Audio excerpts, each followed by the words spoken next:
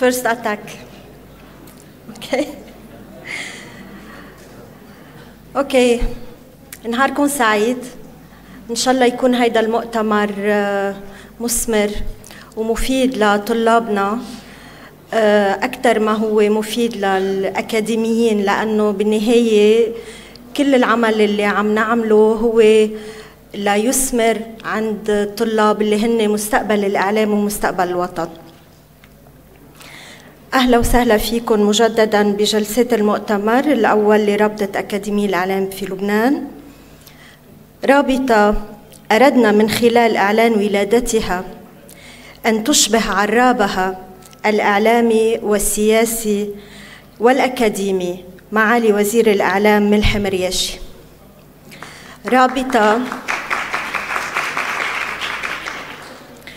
رابطة تتبنى صحافة السلام. كل حدا منكم ممكن عم يرصد عمل معالي وزير الإعلام بيقدر يفهم إنه هيدا الشخص يمكن من الوزراء القلة في لبنان اللي بيسعوا لربط النزاعات وإيجاد حلول لها. في الحقيقة ولا شيء غير الحقيقة، منذ سنوات قليلة في عمر كأنها حركة تصحيحية لمسار الصحافة البعيدة عن الموضوعية والمهنية والأخلاقيات الإعلامية، بمعنى أدق الصحافة الأقرب من التحريف والتضليل والاستفزاز والتلاعب بالحقائق، إلا أنها بدت لبعض آخر طوبوية حالمة لا تتناسب مع أصول المهنة وأهدافها وشبقها للسبق الصحفي، وكل الحق مع هذا البعض. فأهل صحافة السلام يقولون أنها رسالة لا مهنة. طيب كيف لهؤلاء الرسل أن يلعبوا دور السلطة الرابعة ويبدعوا في خطط صناعة الرأي العام ويفسدوا السياسة على الفاسدين ويروجوا للأفكار التقدمية في الديمقراطية والحرية وثورات الربيع وحروب كل الفصول؟ من أستراليا إلى لبنان يوافينا اليوم أبو صحافة السلام جيك لينش ليوضح هذا الالتباس. ولمن لا يعرف، لينش صحافي مؤلف كتاب صحافة السلام وأستاذ محاضر في جامعة سيدني، مدير مركز دراسات السلام والنزاع في جامعة سيدني، عضو في جمعية سيدني للسلام والأمين العام للجمعية العالمية لأبحاث السلام. حاصل على شهادة دكتوراه، عمل في البي بي سي، وورد تي في، سكاي نيوز، لندن اندبندنت نيوز بيبر، وأمضى السنوات ال14 الأخيرة في البحث والتطوير والتعليم والتدريب في ثقافة السلام.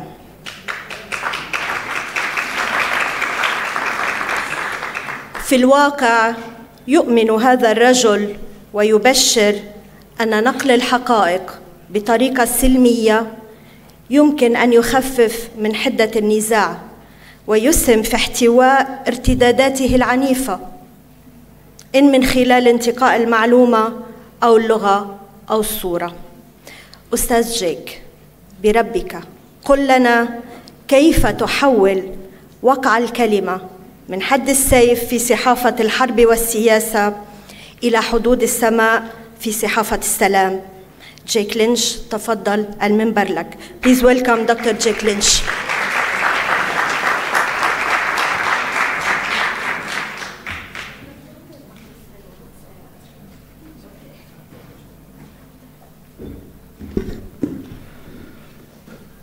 Well, thank you very much for that kind introduction. Thank you to the Association of Media Educators for forming and existing and starting up a very promising initiative. Thank you to Dr. Jad Melki and to the Lebanese American University for inviting me. I'm going to be talking to you about peace journalism, and already in a number of conversations I've been having with people here, a distinct theme has emerged that peace journalism is a weird idea. And maybe it is. I think I'm going to be commending peace journalism to you, or weirdnesses, I could say. One of them can be glimpsed in a phrase that many of us never thought we'd hear: President Trump. President Trump has enjoyed, this week, has enjoyed his first significant legislative achievement since winning the election a year ago. That is his reform of the United States tax code. So, who is the biggest beneficiary of this reform? Is it the dispossessed working class communities where Mr. Trump campaigned so effectively as a candidate through 2016?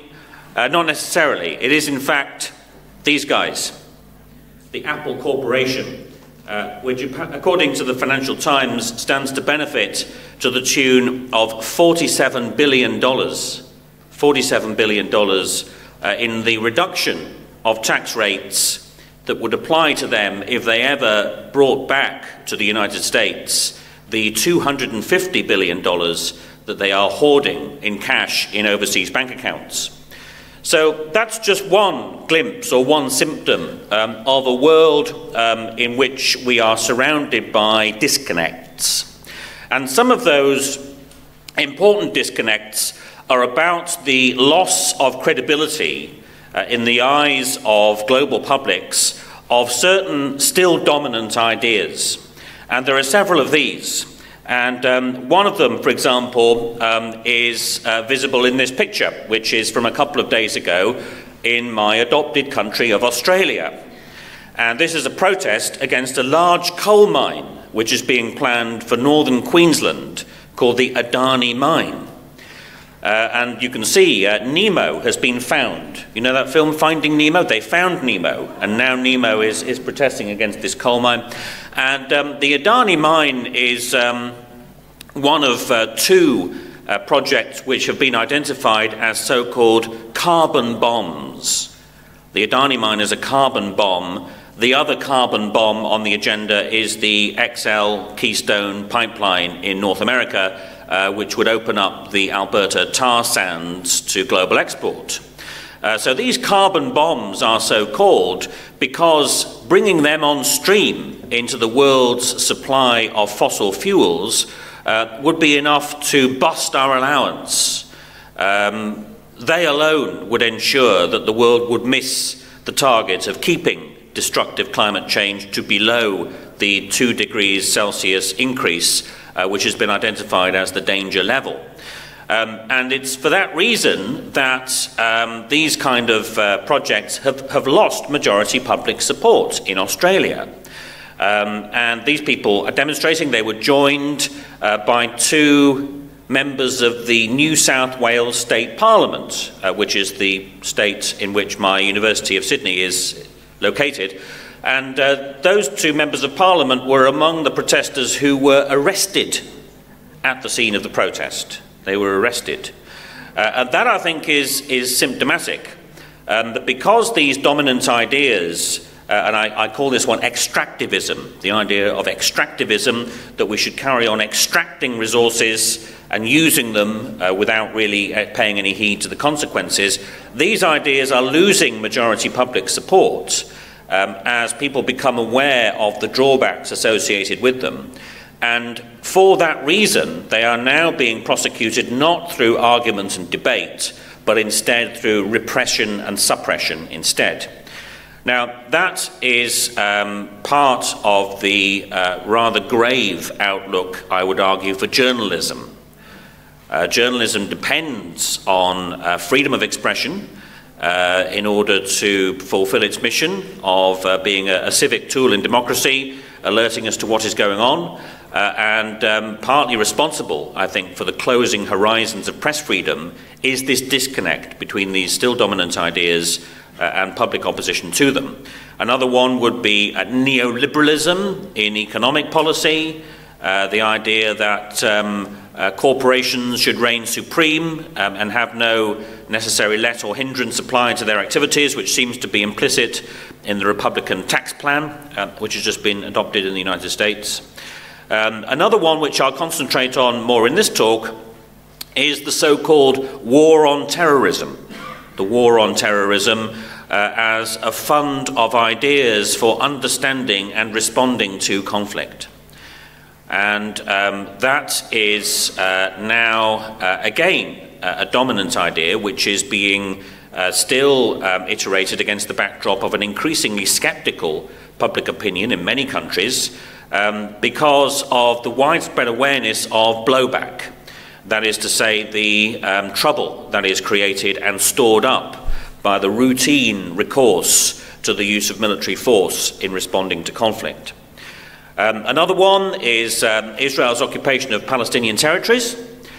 Some of my colleagues in the UK carried out research about 15 years ago or so now, asking members of the public who rely, like so many do, on television as their source of news, and they began by asking them what they thought they knew about the conflict. And more of them believed it was the Palestinians occupying the occupied territories than realized it was the Israelis. They had heard the words occupied and occupation, but they were too seldom explained for them to really understand the issue. Now, in the period since, the 15 years or so since that research was done, that has changed. And a survey a couple of years ago, commissioned by the Middle East Monitor, was a public opinion research in the UK and several other European countries, showing that most people are now aware that Israel is the occupying power in the occupied Palestinian territories, and that's why they have that name.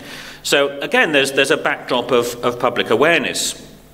And again, for that reason, the hegemonic idea, the dominant idea, is being prosecuted increasingly not through argument and debate, but instead through repression and suppression. So, for example, Roger Waters, formerly of Pink Floyd, an advocate of the cultural boycott, the artistic boycott of Israel, has just had the televised recordings of his concerts in Germany. Of the same thing, I am both an advocate and an exponent of the academic boycott of Israel. Because of my belief, my analysis is that institutional links between Israeli and overseas higher education institutions are designed primarily as an attempt to reduce political pressure in the international community for Palestinian human rights. So as a result of that, I had to go to Australia's federal court a couple of years ago to fight off a legal challenge by an Israeli legal group called Shurat Hadin. Shurat Hadin were exposed by the WikiLeaks cables as being a kind of arm's length attack dog for the Israeli government.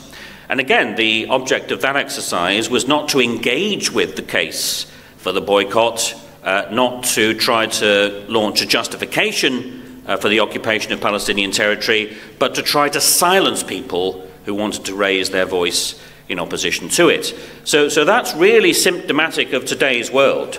You know, that at the first point of iteration, a lot of these arguments did prove popular.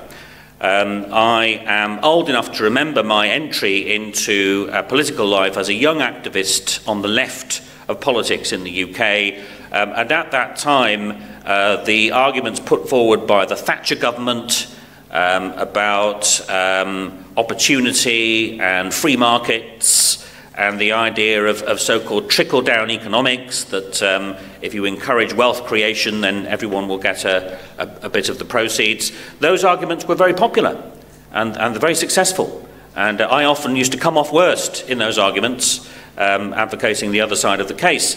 But no longer. That is no longer true. So these arguments are still dominant, but they have run out of the ability to command popular support in many cases.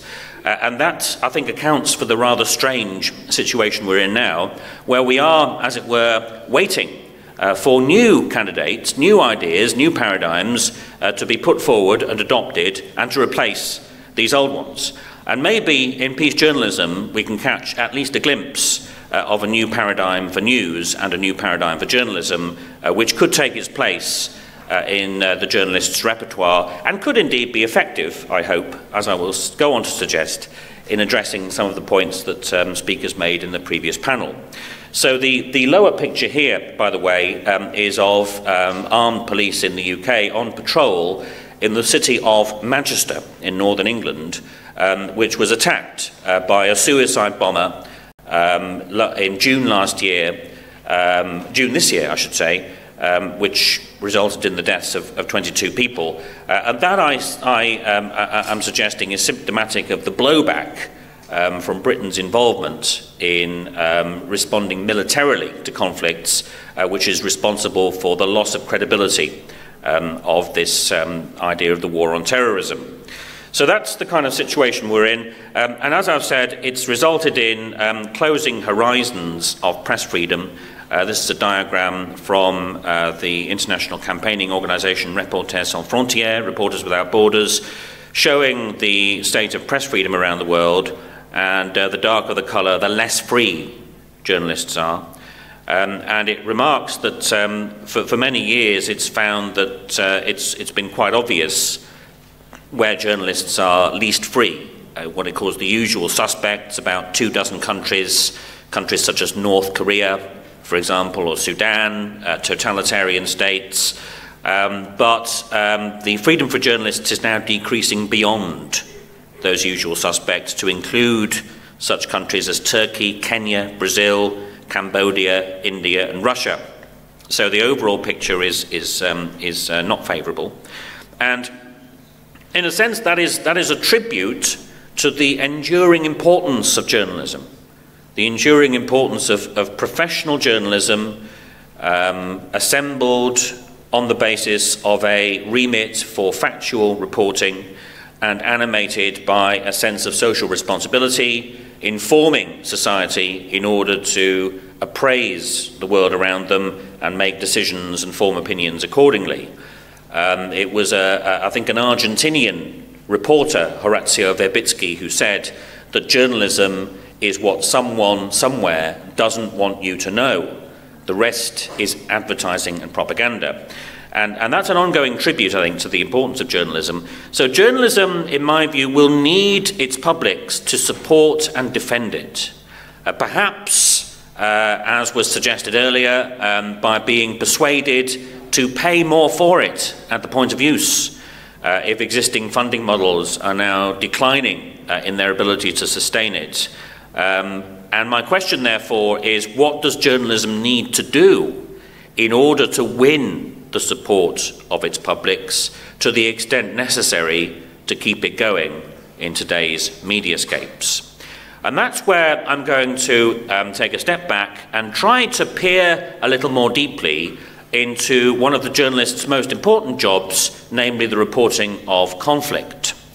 And I would argue that a lot of journalism about issues of conflict still bears the hallmarks identified as news conventions or news values in a famous and, in its time, path-breaking study published over 50 years ago now by Johan Galtung and Mary Holm Baruga. In fact, it's called the Galtung-Ruger Essay, and it was called The Structure of Foreign News. The Structure of Foreign News. Now, as colleagues in the university here will be aware, this was a landmark in the study of journalism, because before this, one of the dominant images in research on journalism was that of the gatekeeper. The gatekeeper.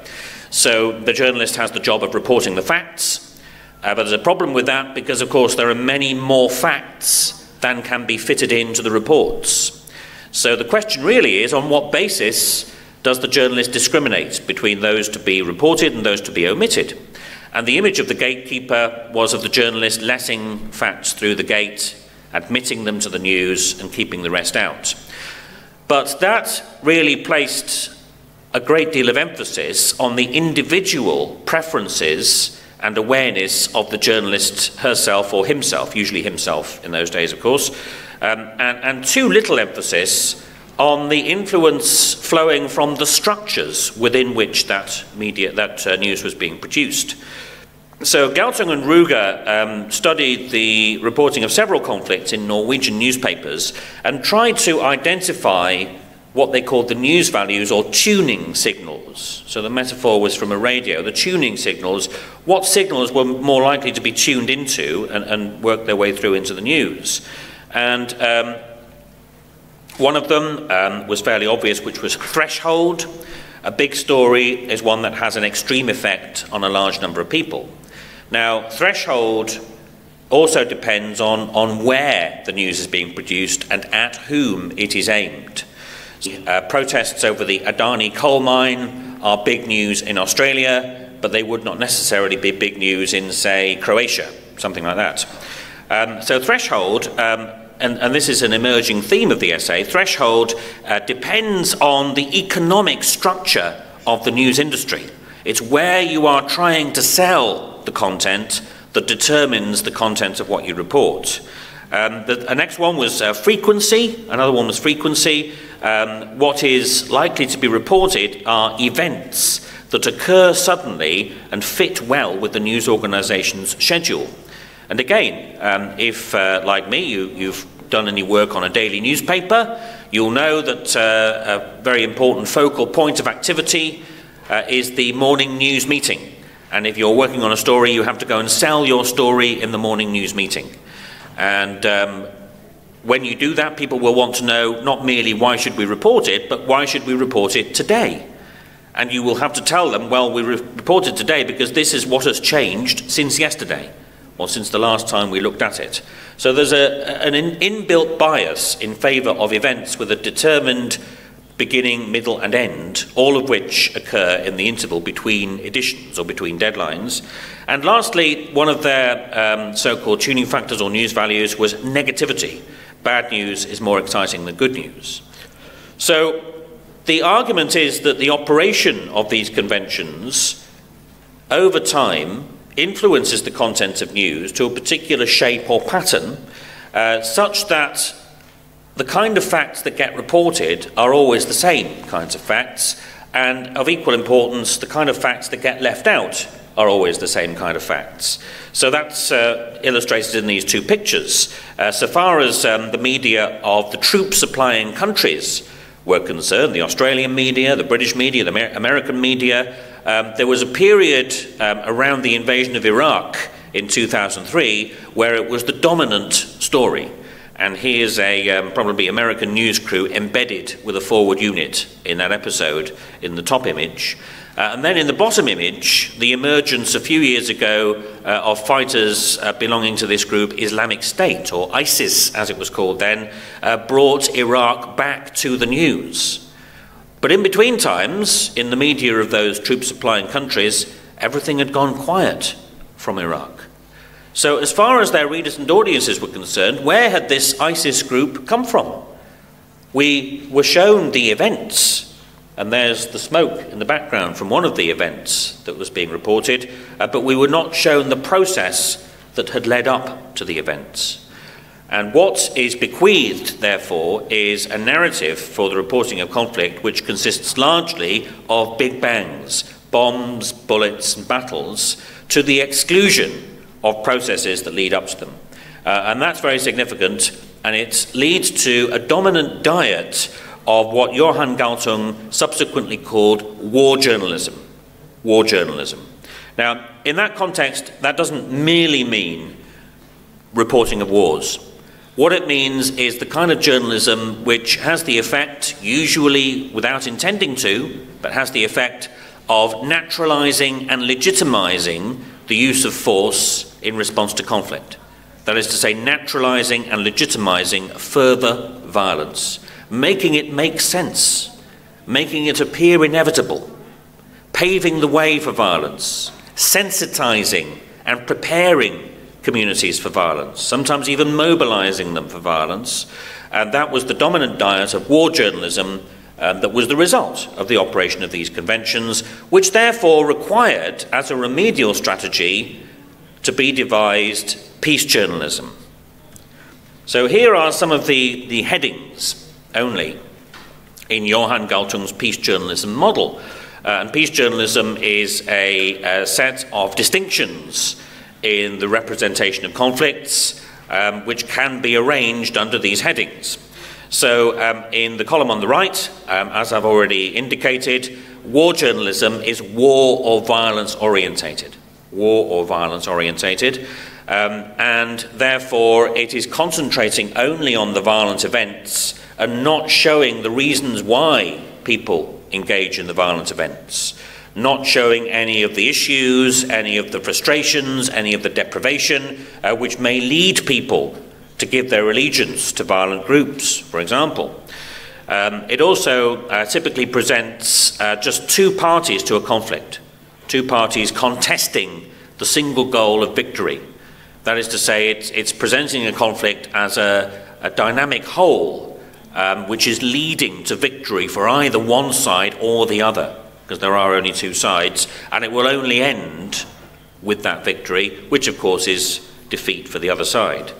It's propaganda orientated, so it's generally concerned with reproducing elite statements and a lot less concerned with interrogating those statements or matching them or comparing them against the evidence, for example. In the case of the Adani coal mine that I was mentioning, we have this persistent claim which is always made by advocates of the project that it will create 15,000 jobs. 15,000 jobs. But those claims are very seldom compared with the extensively researched independent evidence that the number of jobs will actually be much lower, perhaps even a tenth of that level. So war journalism is about reproducing elite statements. It's propaganda orientated, it's elite orientated. Where peace is discussed, it's likely to be the kind of peace where leaders get involved. Now, there's a problem there straight away because for understandable reasons, leaders do not generally like talking about peace until they absolutely have to. One example, which was current at the time when Galtung was putting forward this idea of peace journalism, was the conflict in Ireland. The conflict in Ireland. And there, the leaders of the political parties in Ireland maintained a very kind of harsh and entrenched view of the situation for many years in their public statements. But at the same time, at a sub-elite level, a lot of people in Northern Ireland were joining in peace activities. So a peace constituency was developing below that level all this time, and journalists effectively overlooked it. And I was one of them at the time. I was a political correspondent in London at the time, and we overlooked it, we missed it, because we were concentrating only on the statements of leaders. But nonetheless, peace was taking shape and eventually made itself felt in the Good Friday Agreement, which moved the conflict on the island of Ireland into a much less violent phase. And lastly, war journalism is victory-orientated. Victory-orientated because, as I've said, it presents a conflict as something which is inexorably leading to the victory of either one side or the other. So every development begs to be assessed for how it moves either one side or the other towards that eventual aim. Quite a good example was the NATO intervention in Libya in 2011. Which was on a mandate from the United Nations to ensure human protection, but very quickly shifted into a campaign which was openly aimed at the overthrow of the Colonel Gaddafi regime. And that was not what was intended by the United Nations at the time. When it came before the Security Council, it passed because the Russians and Chinese were persuaded not to use their veto, but instead to abstain in the vote. And the Russians in particular felt extremely betrayed and double-crossed by NATO at the rapid shift in the aims of that campaign, because, I think, partly of media influence. certainly to open any one of the newspapers published in London during that summer of 2011 when the campaign was underway was to be able to read advice to the then Prime Minister David Cameron that if Colonel Gaddafi remained in charge of Libya beyond a certain time point, September, October of that year or whatever, then the campaign would have failed. So, in a sense, media were encouraging the escalation of that conflict according to that pattern of the victory orientation. So, in counterposition to those characteristics, therefore, peace journalism is peace and conflict orientated. It's showing the involvement of many parties. Perhaps some of the parties to the conflict are divided among themselves and want different things. But crucially, it's showing what it is they do want, what has led people to get involved in this situation in the first place, what are the goals that they are seeking, how far are they in fact incompatible with the goals of others, and it's trying to lift the lid on the processes that lead up to the incidents of violence. And that's very important, because of course it's only when we see how those processes work that we can appreciate any opportunity there might be to intervene in them, to divert them to a less violent destination. So it's only then that we can appreciate the potential for peacemaking and to forestall the use of force and obviate it. Then it is truth-orientated. Truth is an interesting word in terms of the insertion of journalism into the academy. That's what we're talking about here. Because, for example, I am in a department of peace and conflict studies, as you know. We're part of a school of social and political sciences. And in that school of social and political sciences, the surrounding and dominant concept is that of the social construction of reality. The social construction of reality. So the reality we experience has been socially constructed. Now, that's important to any reform agenda, because it means that the way things are now is not the only way they could be. If they've been socially constructed, then they could be constructed differently. So that's very important to the prospects for any reforms we might feel are desirable.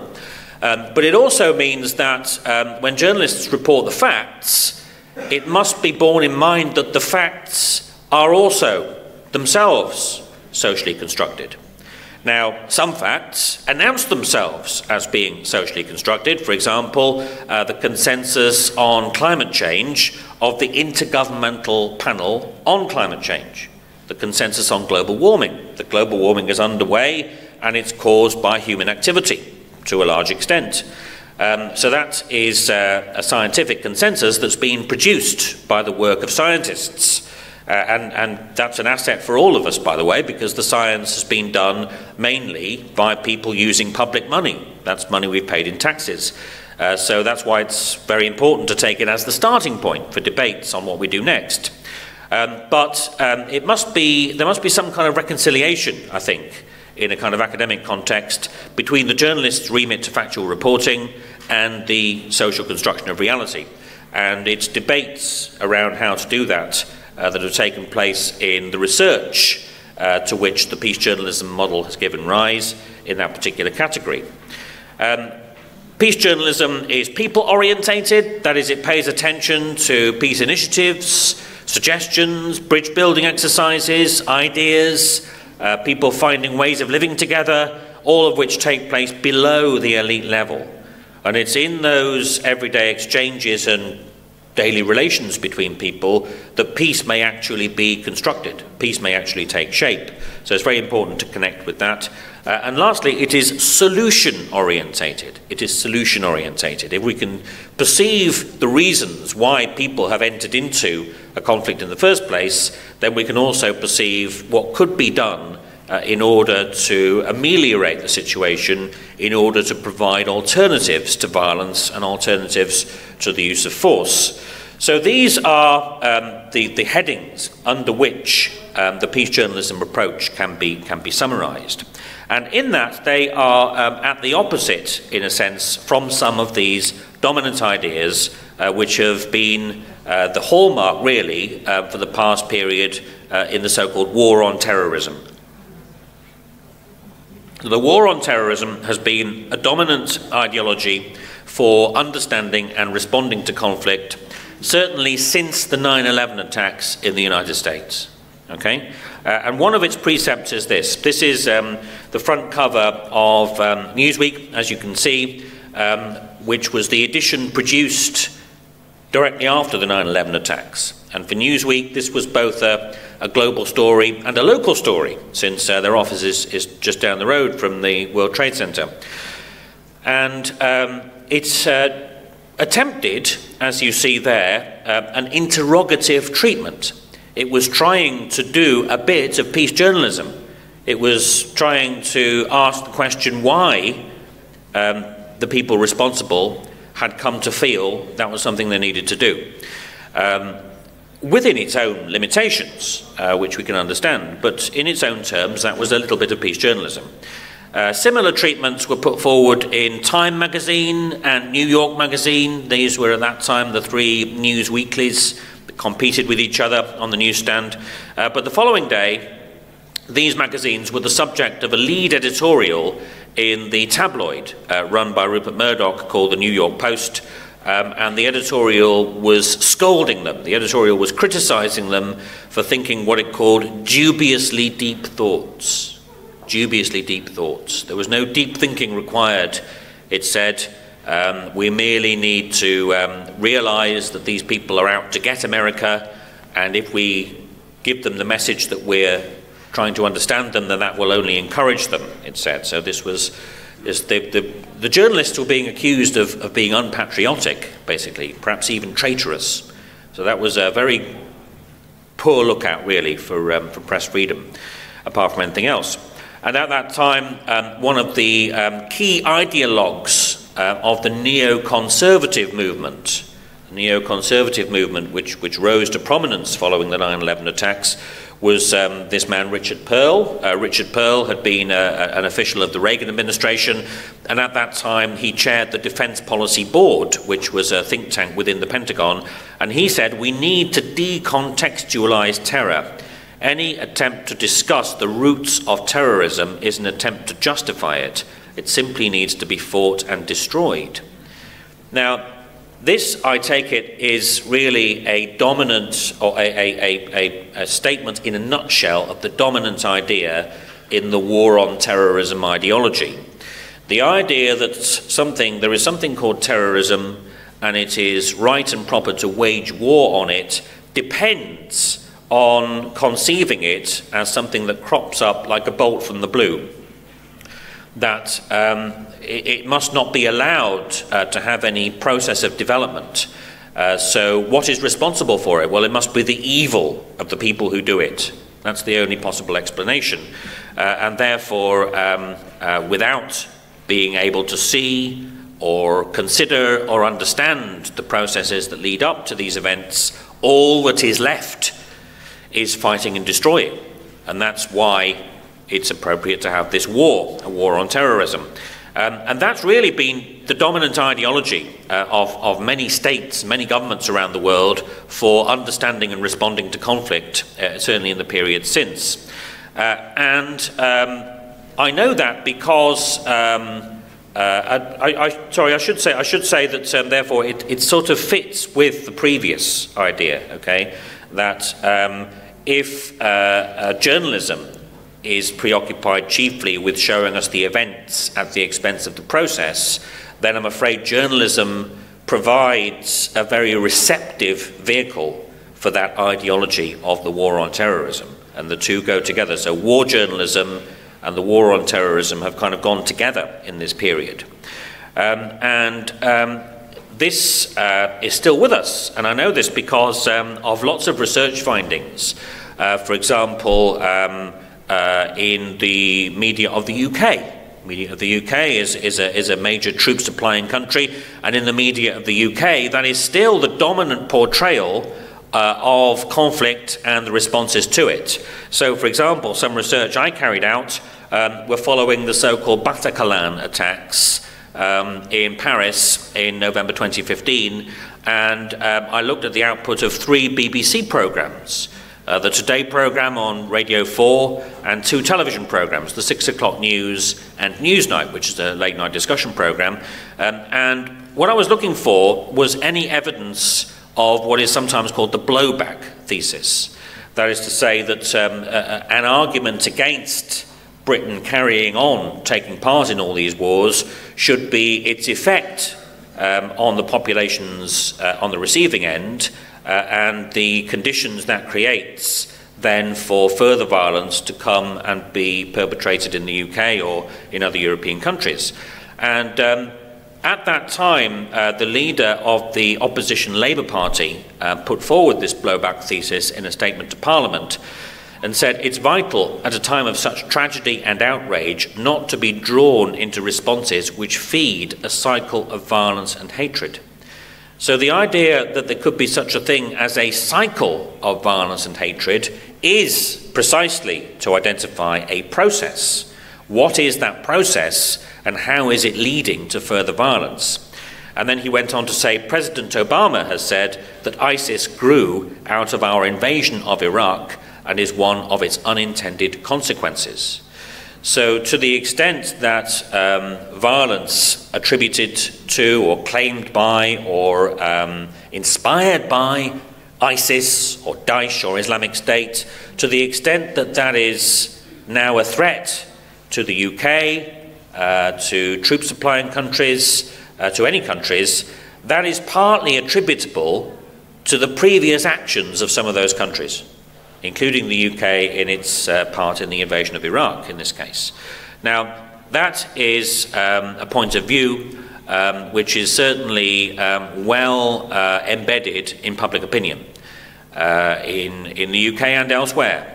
But nonetheless, as I was saying at the outset, this war on terrorism ideology still occupies a dominant position in spite of the fact of being discredited in public opinion.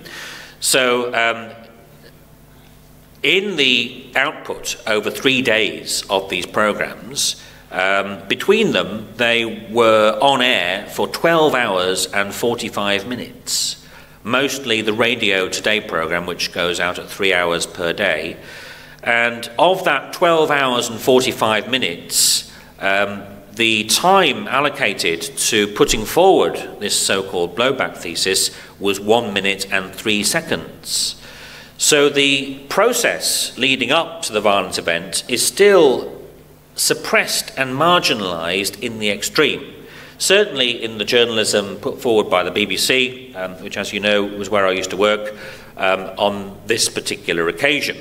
But the pattern is recognisable, I think, from a lot of reporting of a lot of different incidents of violence. So to give you a foretaste, a little advert for the Peace Journalism Workshop tomorrow, for example, one example we could look at is the catastrophic attack in Sinai, on the Sufi mosque in Sinai a couple of weeks ago, and we could spend some of that time looking at the coverage offered by various different media of that event. Now, I am somewhat hampered myself in being able to make any comments on the ways in which Lebanese media handle such events, because of course I don't read or speak Arabic. Sorry about that. But I have consulted the Lebanon Daily Star, and apologies to any of its journalists who may be here, but it was, in my view, way over to the war journalism end of the spectrum in its response to that particular calamity. So I would say that it's still a dominant paradigm in the media of many countries to suppress or marginalise this point that when people respond to conflicts with a show of force by the use of the military or with violence, one of the risks inherent in that is that it will feed this cycle of violence and hatred. It will exacerbate and worsen the process that leads up to further instances of violence. So what we should be doing is giving space in our reporting to people who want to advocate and suggest instead ways to intervene in those processes to divert them away from the incidents of violence. And they always exist, those people. What's at stake is how much attention they get. And interestingly, also, this blowback thesis is very prevalent in relevant specialist research on the subject. So I had a sample of data for this research from the ProQuest Worldwide Political Science Abstracts. That is the abstracts of articles published in scholarly journals, and of those that mentioned Islamic State, 387 of them, the vast majority supported this blowback thesis for the emergence of Islamic State as a response or a consequence of the invasion of Iraq, and none took issue with it. So both in public opinion and in relevant specialist scholarly opinion, this case is well established, but it's just virtually absent from media reporting, which you might think is evidence of something weird going on. One of the problems with excluding these processes, excluding the context from consideration of conflict, from consideration of violence, from consideration of the emergence and activities of non-state armed groups, one of the problems with it is what is left behind. What are we led or left to infer about the reasons why these events may be occurring, the reasons why these phenomena may be going on? Well, one of them, which is unfortunately all too prevalent, is again that paradigm of seeing or representing the conflict as dyadic. That is to say, it's between two parties contesting the single goal of victory. And that is a way of understanding conflict which fills the gap left behind by what should be the proper exploration of context. So if we overlook the specific local issues, grievances, problems that lead people to join or owe allegiance to certain non-state armed groups, then the danger is that what fills the gap is a narrative which is based on seeing them and interpreting them as evidence for the hidden hand of a powerful entity on the other side. Okay? So this is what I think of as the war journalism world picture. The war journalism world picture, which is a world divided into good and evil, as you can see. And everyone's either on one side or the other.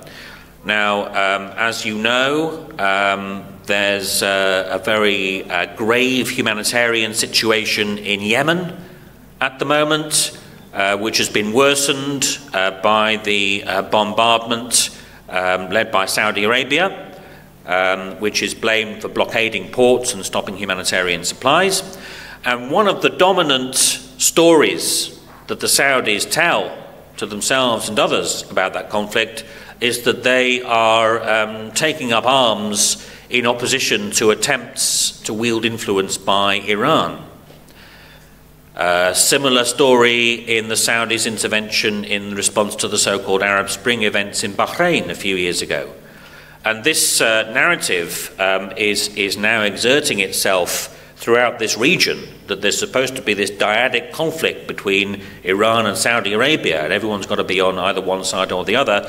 But that's because it's filling the gap left behind where the proper explanation should be for these conflicts. Yeah, in order to take issue with that, what we have instead, therefore, is peace journalism. Peace journalism is something we defined as when editors and reporters make choices of what to report and how to report it, which prompt and enable readers and audiences to consider and value non-violent responses to conflict. It begs the question of the extent to which reporters or even editors can actually make choices or how far their choices are made for them. But we must all hope that they have the freedom to make some choices.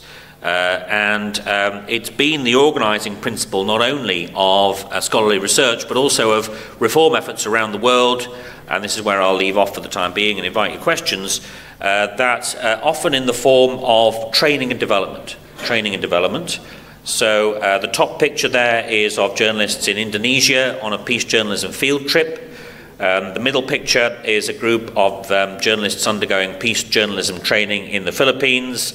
And the picture at the bottom of the slide is of one of the undisputed stars of the worldwide peace journalism movement, your own Vanessa Bassel, launching the Media Association for Peace here in Lebanon.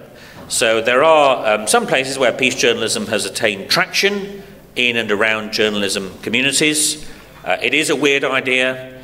It may be suitable for application in these weird times we're living in, and if it was more widely applied, then it might indeed enable journalism to supply audiences with more of what they need to understand and orientate themselves in this weird world, and it might also therefore be the platform for success in this challenging mediascape that we all have to enter. Thank you.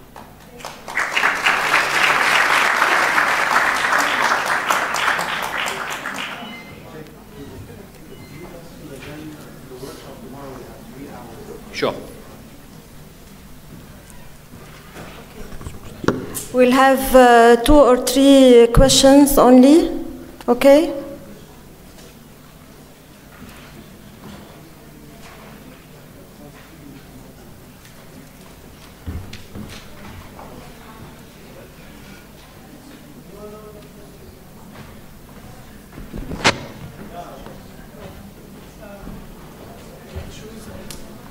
Okay, who's gonna, okay, please.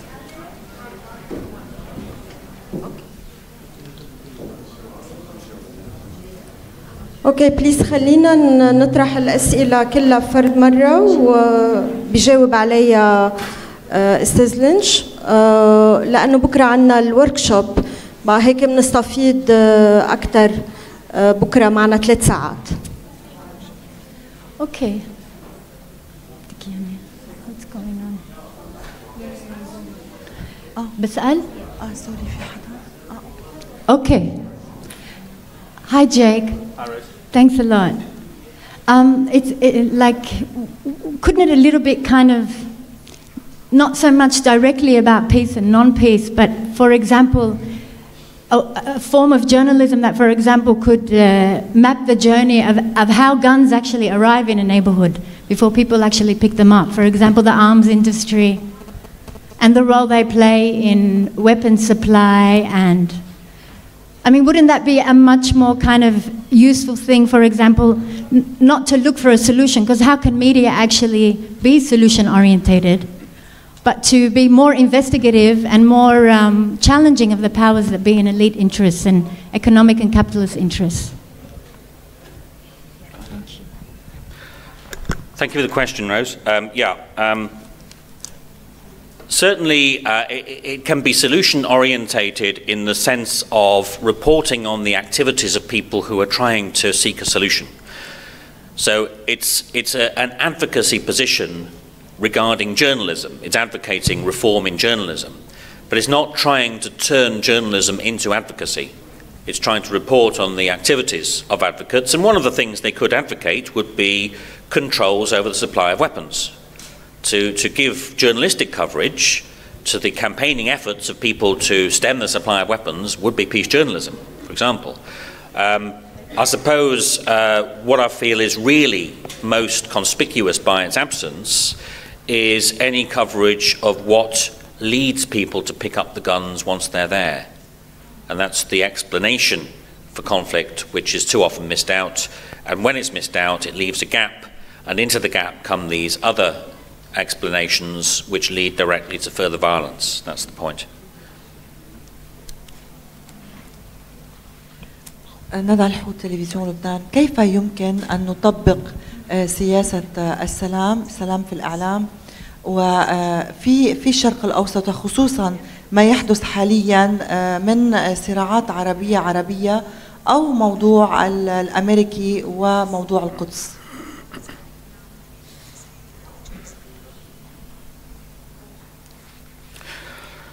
Well,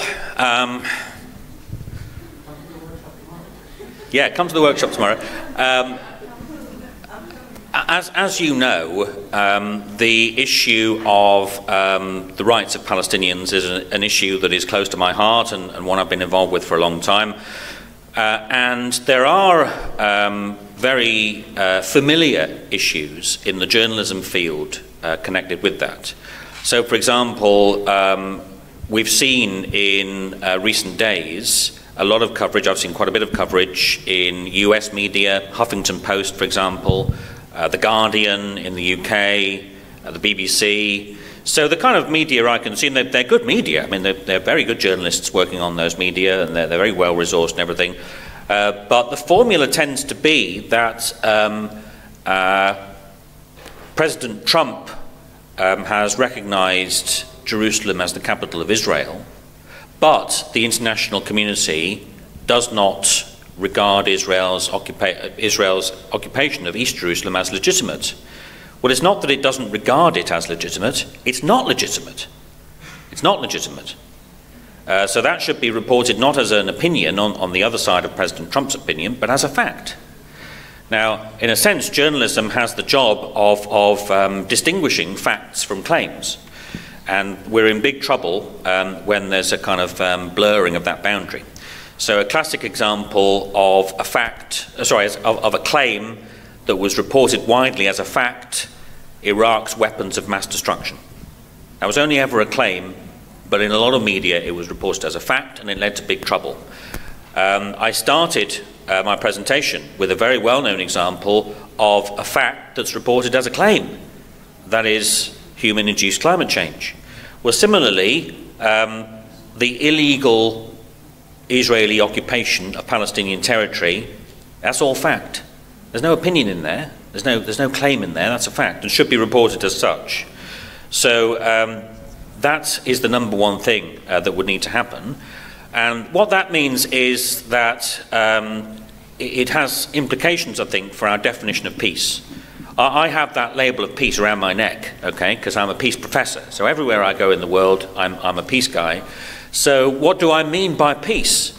Well, peace has to be peace with justice. Peace with justice in order to enable people to enjoy their human rights, because human rights arise where there is human need. You know, we need food, so we have a right to food, okay?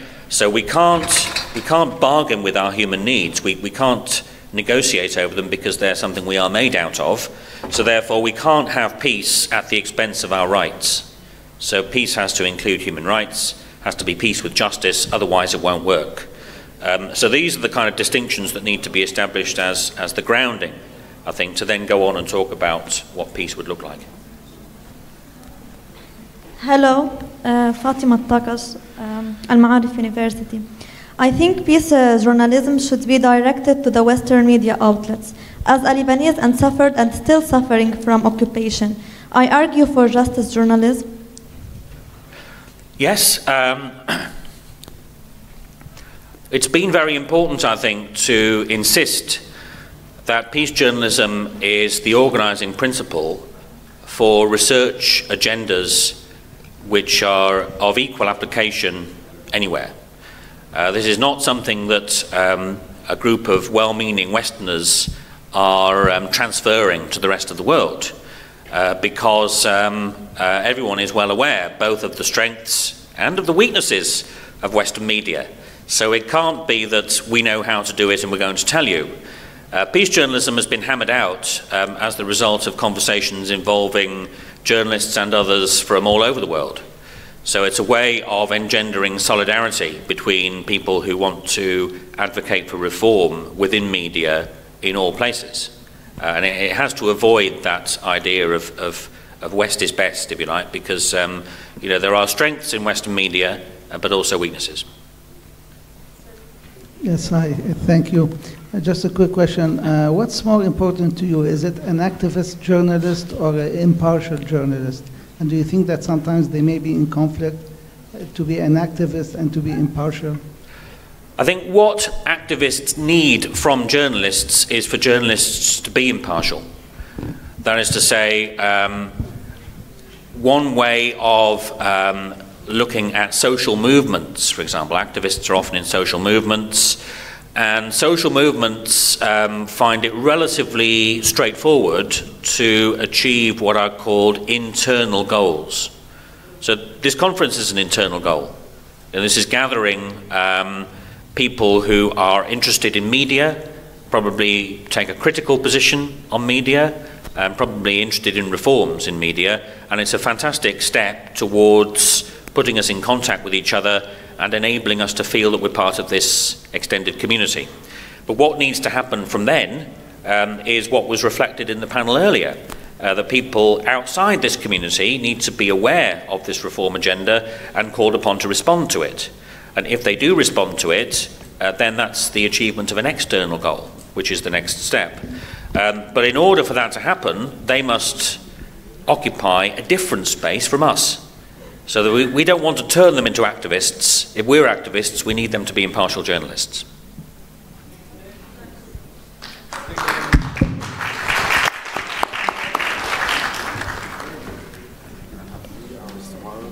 Great. I will announce that. Thanks so much. We're going to start the next session immediately. شكرا مرة تانية لدكتور جيك لينش. رح يكون بكرة 3 ساعات وركشوب، ورشة عمل، فيكم تسألوا كل الأسئلة اللي بدكم إياها. رح نبدأ السيشن التالية عن التربية الإعلامية وعن برامج الإعلام بلبنان. فبدأ إذا ممكن المتحدثين. Thank you so much.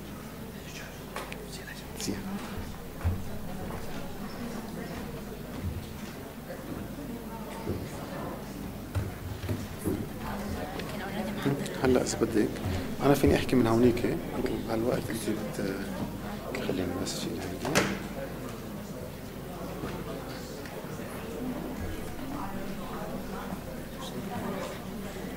الكل اللي بده يحكي من هون في يحكي. خلينا نساعدوك اذا بدك. بتساعدوها بالباوربوينت؟ اذا بتحبوا تحضروها انا بكون عم بحكي بهالوقت.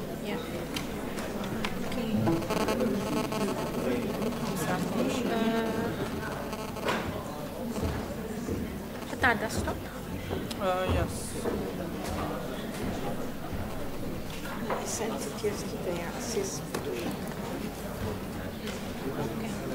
جرب افتحها. Yes.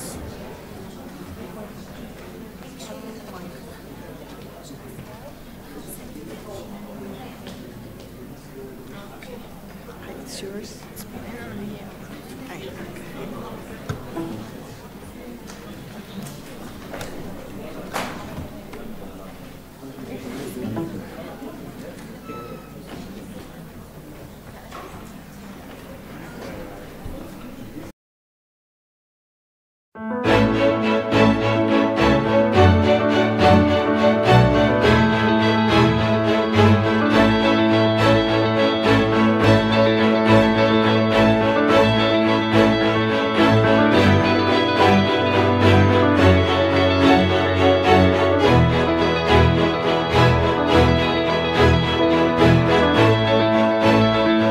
على الصعيد الوطني وعلى الصعيد العالم العربي.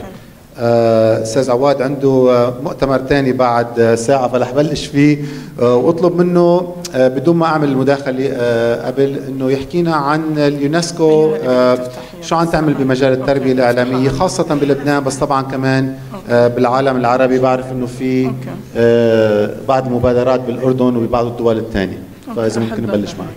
صحيح. بداية أكيد لابد من شكر للأكاديمية ومبارك لكم وأكيد للLAU على الاستضافة. أنا مثل ما قلت دكتور ملكي بعتذر سلفا بس يمكن التغيير شوي سيشن والوقت كان مش مناسب مع أنه كنت حابب أن نتواصل أكثر بالمرحلة اللي فيها الأسئلة. رح احكي شوي عن اليونسكو وعمل اليونسكو بهالموضوع هيدا ولا سيما طبعا من خلال قطاع احد القطاعات الخمسه لليونسكو اللي هي الاتصال والمعلومات اللي بيهتم بالاعلام والتكنولوجيا. الاعلام اليونسكو الوكاله الوحيده بمنظومه الامم المتحده اللي عندها برامج للاعلام من ونين للاعلام وصولا لتدريب الصحفيين. وأكيد مرورا بموضوع الساعة وموضوع الأهم لنا هو الشق الأكاديمي والمناهج من خلال الجامعات والمدارس.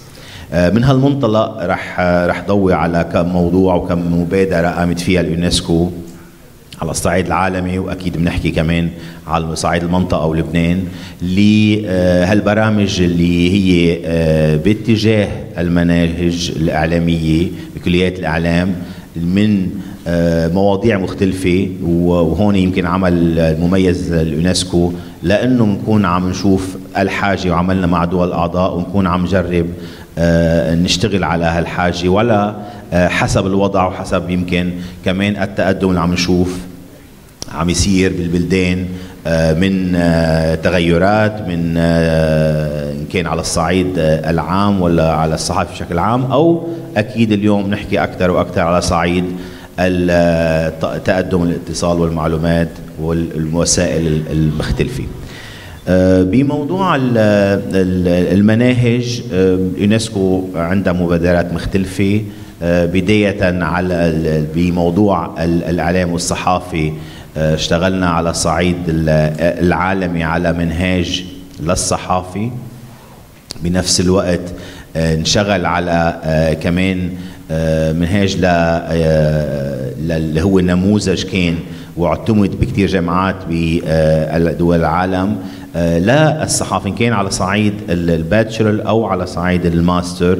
والشيء المميز بهالعمل كان مثل ما قلت نموذج كان عم يحط عناوين مقسمة وفصول وساعات مختلفة، كانت كل جامعة تاخد من هالنموذج هيدا الشيء اللي بيناسبها، طبعا لا يدرس بالجامعات. هذا كان انطلاق بالشكل العام، ومن ثم كان في عمل كتير على مواضيع محددة، يعني من وراء الصحافة بشكل عام. اشتغلنا طبعا على مناهج بمواضيع الصحافة الاستقصائية، بمواضيع الأخلاقيات طبعا اللي هي كتير أساسي بالنسبة لليونسكو، واشتغلنا كتير مع الدول على هالموضوع هيدا، وعلى كملناه بشرعات للإعلام. وطبعا لبنان كان أحد الدول اللي اشتغلنا فيه نحن مع كافة الفرقاء، إن كان على الصعيد الأكاديمي أو على الصعيد الرسمي أو على صعيد الجمعيات والمؤسسات الإعلامية. وعنا وأصدرنا بهالإطار هيدا شرعة للإعلام. كمان بمواضيع متخصصة، كمان اشتغلنا على موضوع حماية الصحفيين، اللي من بعد كمان عمل كتير دؤوب من الشق المهني والعملي. اشتغلنا مع الاتحاد دول الصحفيين ومع بعض الجامعات، وفي البعض موجود معنا شارك كمان بهالموضوع، وأصدرنا كمان مقرر نموذجي عن حماية الصحفيين. تناولنا في 11 فصل لكمان يكون كنموذج كل جامعة من بعد الكونسلتيشن اللي صارت على صعيد الوطن العربي. اجتمعنا بلبنان وبعمان وبجامعات بحوالي 15-16 جامعة من الدول العربية، وكان عندنا من لبنان الجامعة اللبنانية مشاركة، جامعة LAU كمان كان مشاركة بهالموضوع، والجنان الأنديو شاركوا ب هالمقرر هيدا وحطوا ملاحظاتهم. كان في مثل ما قلت 11 فصل اللي يتأقلم مع حاجات الجامعات من سلامة شخصية لتحضير للمهام الشخصية. كمان طرقنا لموضوع الجندر والأمور الصحفيات ممكن كمان يتعرضوا لها بقى، وهيدا موجود كمان مثل بقية النماذج بالثلاث ارباع الاعمال باقل موجوده بثلاث لغات، العربي والانجليزي والفرنساوي. واكيد اشتغلنا على موضوع كمان كتير مهم، ويمكن كمان من روحيه لقائنا اليوم، اللي هو التربيه الاعلاميه والمعلوماتيه. اشتغلنا على منهاج وعلى مقرر للأساتذة كمان، لأنه هالموضوع انطلق من أكثر من 15 سنة مع اليونسكو من التربية الإعلامية، واشتغلنا على التربية المعلوماتية، ومن ثم البرنامجين اندمجوا مع بعضهم. وكان في كتير من الأمور اللي صارت على صعيد شغلنا مع وزارة التربية في بعض البلدان، أدخلت هذه المقررات على تدريب الأساتذة كمان ليكونوا عم يتخرجوا يكونوا كمان ضمن هالمشروع هيدا وهالمادة اخدينا. واكيد اشتغلنا بشكل موازي، كنا عم نعمل برامج ومناهج للعناصر وفئات الشباب اللي هي كانت مش بس على صعيد الجامعات. اشتغلنا مع الشباب بالمدارس، مع الأساتذة بالمدارس، وكمان على الصعيد المجتمع المدني والجمعيات. اشتغلنا مع الشباب بالمناطق بأكثر من بلد، ولا سيما لبنان، مع حوالي 170 جمعية على موضوع التربية الإعلامية بمقرر يتناولهم بشكل مبسط كمان. يعني هون كنا عم نمزج ما بين الشيء المنهجي ومنهج من خلال الجامعات أو المدارس، والشيء كان اللا صفي من خلال الجمعيات اللي صارت. أكيد على الصعيد العالم كان في كتير من الشراكات مع اليو كمان Alliance for Civilization، اللي كمان عنا من خلال هالتعاون نحن وياهم في أوورد سنوية، جائزة سنوية تسلم. وأكيد كان لنا يمكن فخر كبير كالقبعة اللبنانية هلا مش اليونسكو. كان دكتور ملكي أحد الأشخاص اللي أخذوا هاي الجائزة. بقى يعني المحور عم يكون من خلال التشبيك، العمل مع الشركاء على الصعيد العالمي، النظرة على الصعيد المنطقة وكيفية التعامل مع المنطقة العربية بخصوصيتها كمنطقة عربية واحد، وكطبعا بلدان بهالمنطقة بشكل تاني. في عنا بهالموضوع كمان MI الويك للتربية الإعلامية، عاملين أسبوع بكل سنة، وكنا مش من زمان بالمغرب للمنطقة العربية عملنا هالأسبوع بالرباط. يعني بدي عم جرب هيك ولو يمكن بشكل سريع ضوي على كل هالأمور هاي، ولكن أمور كتير مهمة ممكن نبني عليها. وأنا باخد يمكن بستفيد من هالفرصة وجود الجامعات اليوم لحتى أقول نحن حاضرين كمكتب يونسكو إقليمي ببيروت لحتى ندعم بهالاتجاه أكثر، غير وجود المواد شيء عظيم، ولكن كيفية تطبيقها وتتأقلم على الصعيد الجامعي الخاص بالجامعات. كمان بيختلف بين جامعة وجامعة. يمكن مع دكتور ملكي حكينا كيفية يمكن أكثر انتشار هالموضوع على صعيد الجامعات، بس كمان هلا للجامعة إن كان بموضوع التربية الإعلامية أو بموضوع سلامة الصحفيين، لأنه كمان بنعرف وضع لبنان والمنطقة قديش فعلا بحاجة، وقديش عم يصير في عنا حالات بغض النظر على التحضيرات اللي عم تصير، أو أكيد بمواضيع تانية من صحافة استقصائية وغيرها. الدكتور علي الطقش.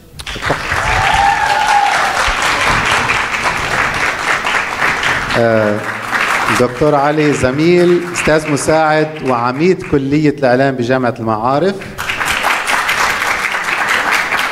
هو كمان إعلامي سابق مع عدة مؤسسات إعلامية أوروبية وعالمية، ورح يحكينا اليوم عن تعليم الإعلام بلبنان، وكمان رح يعمل مثل نقاش وجدلية عن التربية الإعلامية وعن الموضوع اللي هو العنوان اللي هو بيستعمله. اوكي ثانك يو جاد، شكرا لكم جميعا، اهلا وسهلا فيكم بالمؤتمر الاول. ان شاء الله يكون انطلاقه ايجابيه جدا لمستقبل الاعلام بلبنان، وخصوصي للغالبيه او السواد الاعظم من الحاضرين بيناتنا اللي هن طلاب الاعلام. ان شاء الله هالمؤتمر يكون خطوه اضافيه لتعزيز فرص التوظيف لكم، ويمكن هو السبب الاساسي لتواجدنا جميعا سوا. أنا بس بدكم تعطوني ثواني بس لأفتح الفايل.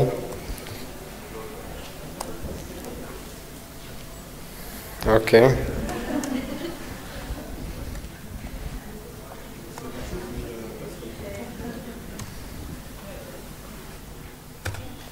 اوكي. فينا نلغي السكرين بليز؟ بنلغي السكرين او في شغله؟ في دغري عامل له كونكشن؟ اتس اوكي اتس اوكي. انا بدبر حالي. نو اتس اوكي. I'm ready on my laptop. Yes.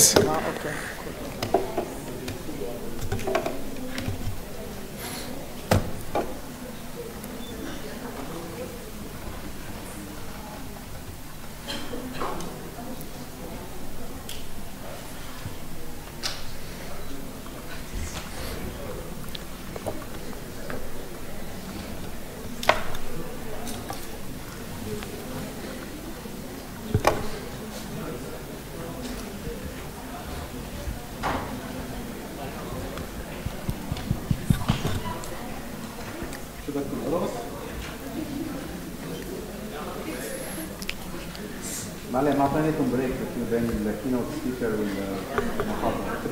خذوا منتل بريك. So it's okay. شفتي يا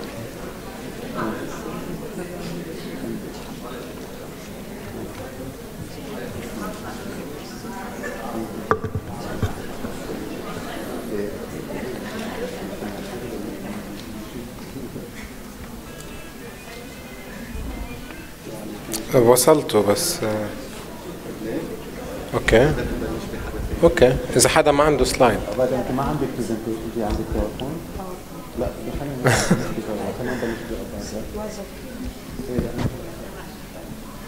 خلينا طيب عندنا شويه مشاكل تقنيه.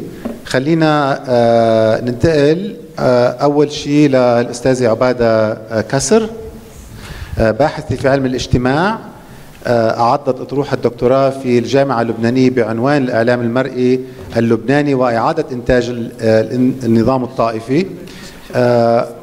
عبادة كمان رح تحكي اليوم عن دراسة أجريناها من ضمن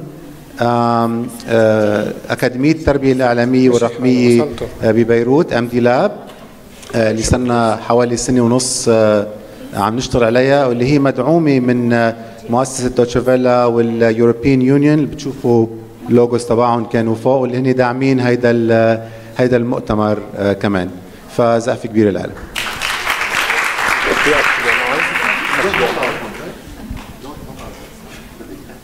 اوكي خلاص.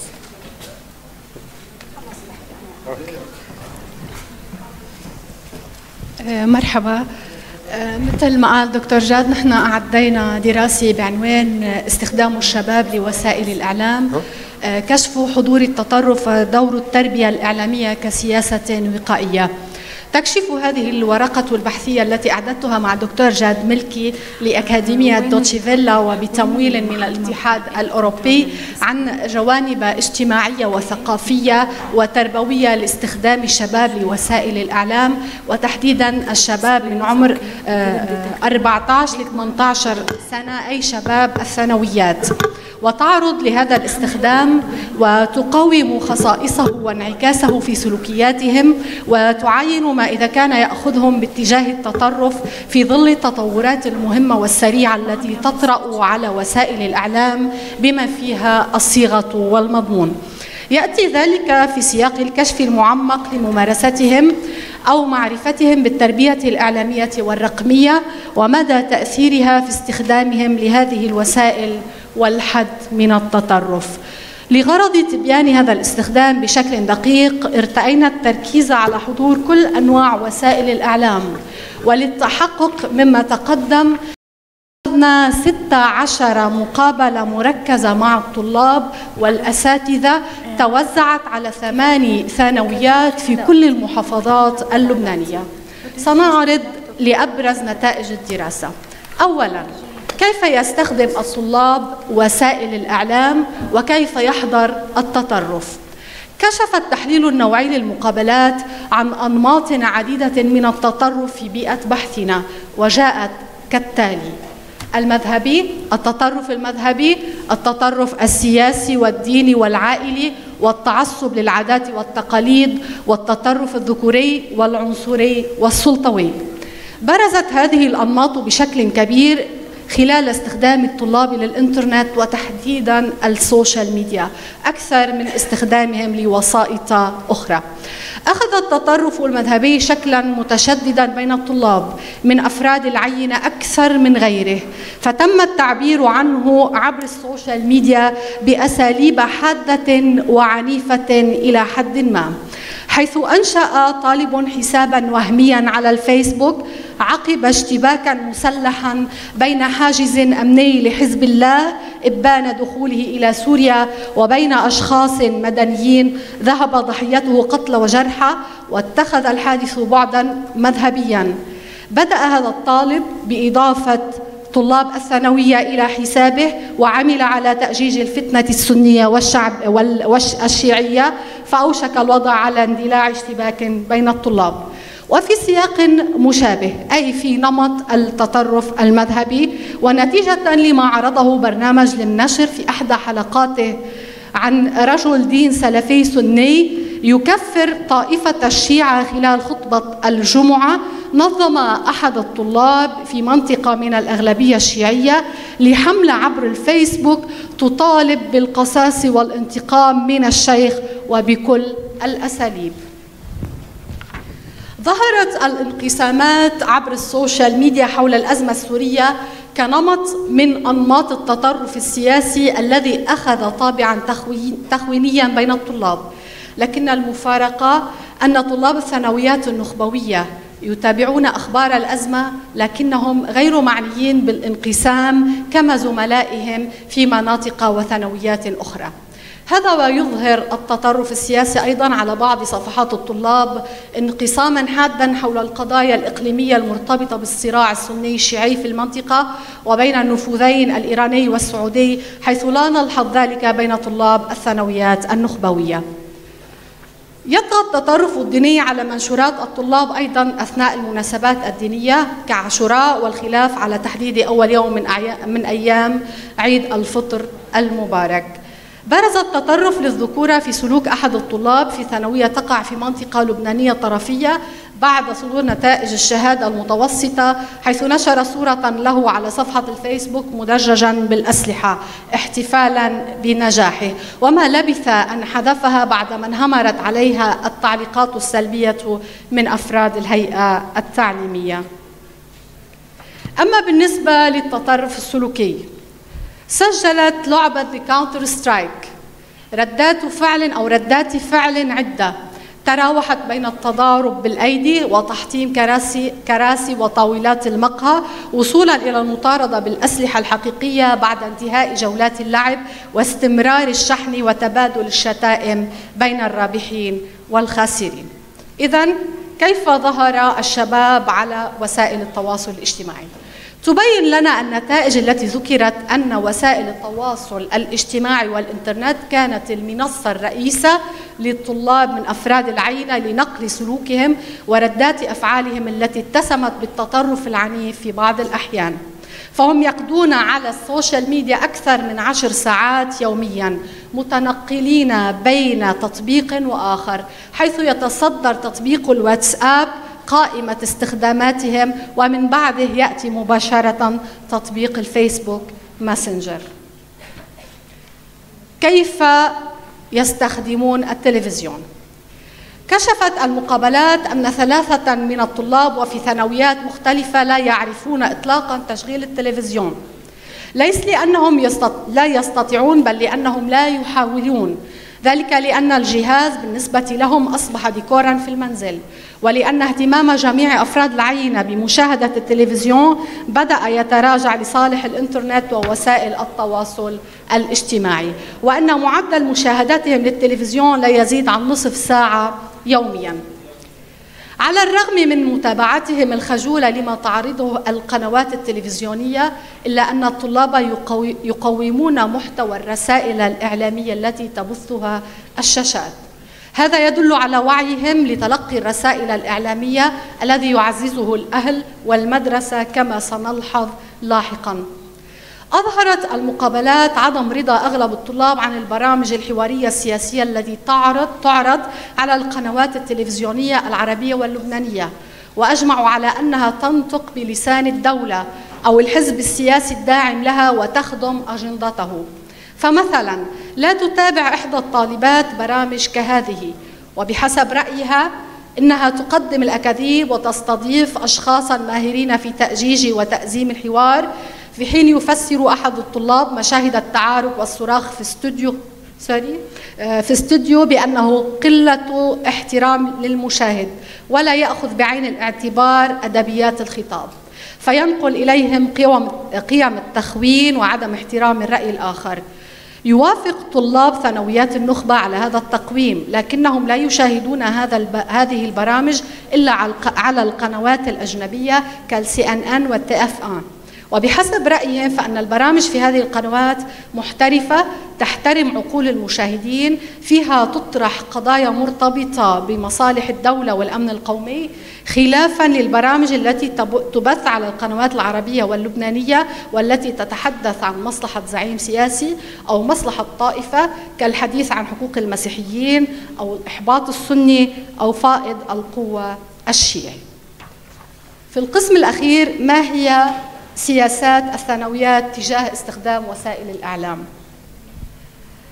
قد ايه بعد ما يوقف؟ اوكي.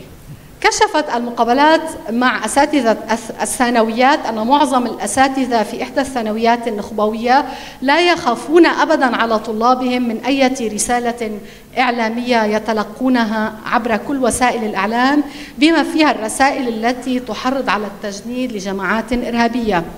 ذلك لأن المنهج التربوي الذي يطبق في هذه الثانويات يعتمد بشكل رئيسي على تعزيز الفهم والوعي والتحليل والنقد لأي ظاهرة قد تطرأ على حياة الطالب، بما فيها تأثير وسائل الإعلام، بمعنى أنه يعتمد التربية الإعلامية والرقمية.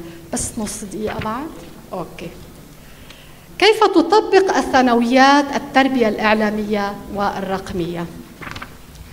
أجمعت كل المقابلات على أن الطلاب لم يسمعوا بالتربية الإعلامية والرقمية، في حين يعتبر قلة من الأساتذة في مختلف الثانويات أنهم يعرفونها، وفي إحدى الثانويات النخبوية قالوا أيضا بأنهم يطبقونها، لكن لم يستطيعوا أن يعطوا توصيفا لها.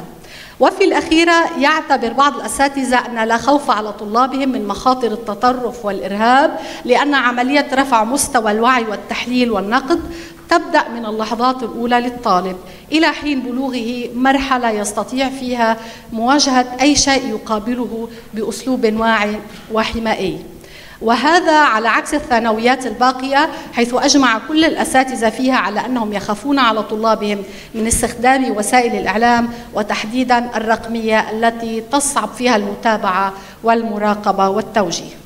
ففي الثانوية النخبوية التي يقول أساتذتها بأنهم يطبقون التربية الإعلامية والرقمية، يجمعون على أنها تدخل في كل مادة تعليمية يدرسونها، لكن بعد الكشف عن بعض الأمثلة التعليمية اتضح لنا أن هذه الثانوية تعتمد نظاماً تربوياً يعزز لدى الطالب القدرة على الفهم والتحليل والنقد، لكنها لا تخصص مقرراً للتربية الإعلامية والرقمية.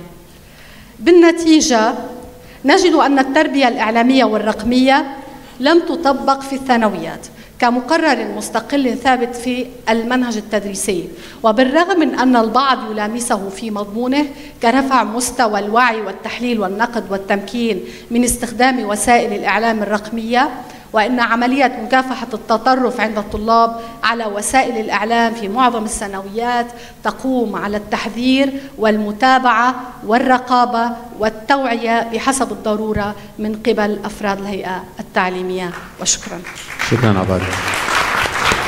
دكتور علي، والدراسة اللي عم تحكي عنها عبادة موجودة بالملفات تبعكم اللي بده يطلع على التفاصيل. اوكي. مرة ثانية يعطيكم العافية. التربية الإعلامية، واقع كليات الإعلام أو التكوين الإعلامي في العالم العربي في دول عربية هو عنوان هذه المشاركة. واقعا أي دراسة اليوم بدأت تتناول الإعلام وتحديدا عنوان التربية الإعلامية هي بحاجة أن تكون أكثر شمولية أو أن تكون مرتكزة على إحصاء دراسي يحدد من هم تحديدا صناع الخريجين صناع الإعلاميين والصحفيين من جامعات ومعاهد عليا وكليات، ربما تحديدا كليات، أقسام أو شعب ضمن أقسام. آخر دراسة تم إنجازها هي واقعا الدراسة التي قامت بها اليونسكو. يمكن فرقنا المسيو عواد هلا. اليونسكو قامت بها عام 84. حمدي أنديل قام بهذه الدراسة مع مركز دراسات بحثية في باريس لإحصاء كليات الإعلام في العالم العربي، والعدد يومها كان حوالي 30-40 كلية إعلام في العالم العربي. أهمية هذه الدراسة إذن هي بعملية تأطير. نحن نسعى إلى تأطير من يقوم بتدريس الإعلام في العالم العربي لمعرفة السياق الذي ضمنه يقوم الطالب أو يقوم طالب الإعلام باكتساب المهارات المهنية والمهارات الذهنية. أيضا أهمية إعداد هذا الدليل على المستوى الأكاديمي الإعلامي هي أنه يشكل مرجع بالنسبة للمؤسسات الإعلامية لمعرفة أعداد وتقدير أعداد الخريجين الذين سيقبلون على الأسواق، ربما مثلا الأسواق الخليجية للمتخرجين من لبنان ومصر وسوريا، أو ربما لبعض الدول الأخرى التي تبحث عن طلاب دراسات عليا كلبنان مثلا، معهد الدكتوراه في الجامعة اللبنانية الذي ينظر أحيانا إلى بعض الكليات تحديدا الجزائر وتونس على أنها مصادر أو مورد لطلاب الدراسات العليا في بعض المواضع، أو ربما الأردن أيضا. عملية إعداد هذه الدراسة مرت بسؤال أساسي: من هي الوحدات الأكاديمية، أو ما هي الوحدات الأكاديمية التي يجب إحصاؤها؟ يعني إذا جينا نحن أخذنا العالم العربي وبدنا نعرف مين بيعلم إعلام بالعالم العربي. السؤال الأول اللي سألناه على أنفسنا سؤال منهجي هو كيف بدنا نحدد هذه الوحدة الأكاديمية؟ لأنه يمكن بعض الأقسام حتى بنفس الوطن نفسه بنفس البلد قد تختلف التسميات من بين كلية صحافة، معهد صحافة، تواصل، إخبار. في كل بلد التسمية مختلفة. نحن عم نحكي عن الدول العربية، التسمية مختلفة في نفس البلد وبين البلدان أيضا، يعني تختلف من بلد إلى بلد. وبالتالي العنوان العام الذي ضمنه قمنا باختيار هذه الكليات هي كل ما يندرج ضمن تسمية صحافة وإعلام وإخبار. 16 تسمية أو 16 تسمية قمنا بضمها، ومن ضمنها قمنا بجمع هذه الوحدات الأكاديمية. يعني يمكن بلبنان في Communication Arts, Communication Studies, Media Studies, Sciences de l'Information et de la Communication أو Faculté de l'Information, Faculté de la Publicité. يمكن الأنطونية مؤخرا غيروا العنوان. إذن كل جامعة عندها تسمية مختلفة للقسم الذي يخرج الإعلاميين أو المالتي ميديا مثلا، حسب هالهواجس جديدة. يعني عنوان المالتي ميديا هو عنوان جديد. المنهجية التي قمنا باعتمادها هي أنه قمنا بالتواصل المباشر مع هذه المؤسسات الإعلامية، بداية مع وزارات التربية، وزارات البحث العلمي حسب تسميتها بالبلد. بعض الدول بتسمي وزارة البحث العلمي والتعليم العالي، وزارة الشباب والتعليم العالي، حسب البلد. تواصلنا مع هذه الوزارات بداية للحصول على الدايركتوري أو ريبرتوار تاع كل دولة لحتى نقوم نحن بعملية الإعداد.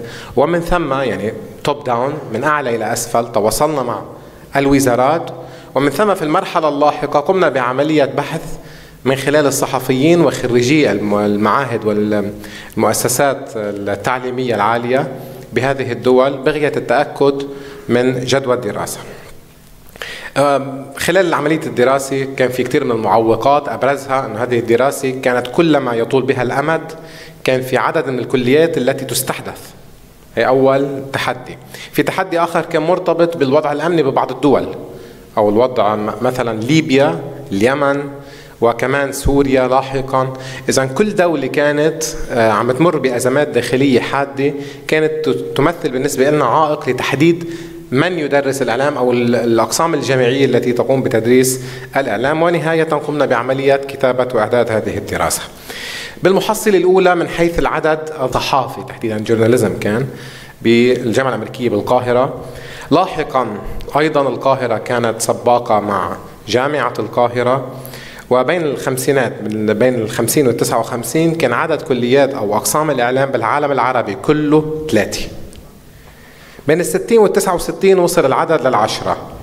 بعد يعني تحديدا بعد بعد دخول التلفزيون إلى العالم العربي بشكل أوسع، السبعينيات شهدت مضاعفة هذا الرقم. إذا بنلاحظ نحن من عام 30 لنهاية عام 70 عام 80 يعني 79-80 العدد كان عم يتضاعف كل عقد، ولكن انطلاقا من عام 80 العدد كان عم يتضاعف بشكل تصاعدي جدا، حتى وصلنا عام 2014 العام الدراسي 2014-2015 ل 138 2018 العام الحالي.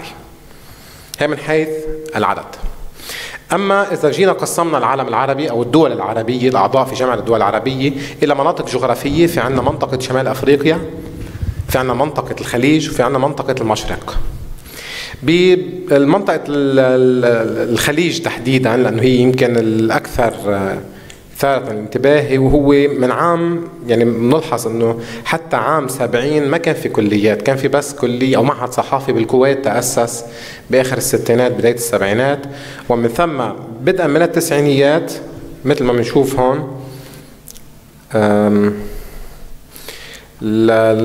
بالمملكة العربية السعودية كان في كليتين وحاليا هن 4 كليات، ثبت العدد على 4 كليات.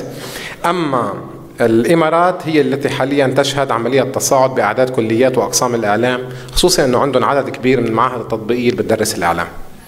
كل هذه المؤسسات تحديدا في الخليج هي تستحق التأمل والدراسة، لأنه نحن بنعرف أنه مرحلة 90-99 كان في عدد كبير من مهنيي الإعلام، رغم أنه كل الخليج كان عنده 11 مؤسسة إعلامية فقط، عفوا 11 جامعة تدرس الإعلام فقط، رغم مئات المؤسسات الإعلامية التي استحدثت خلال نفس الفترة. وبالتالي عملية استيراد الخبرات كانت تتم من مناطق أخرى.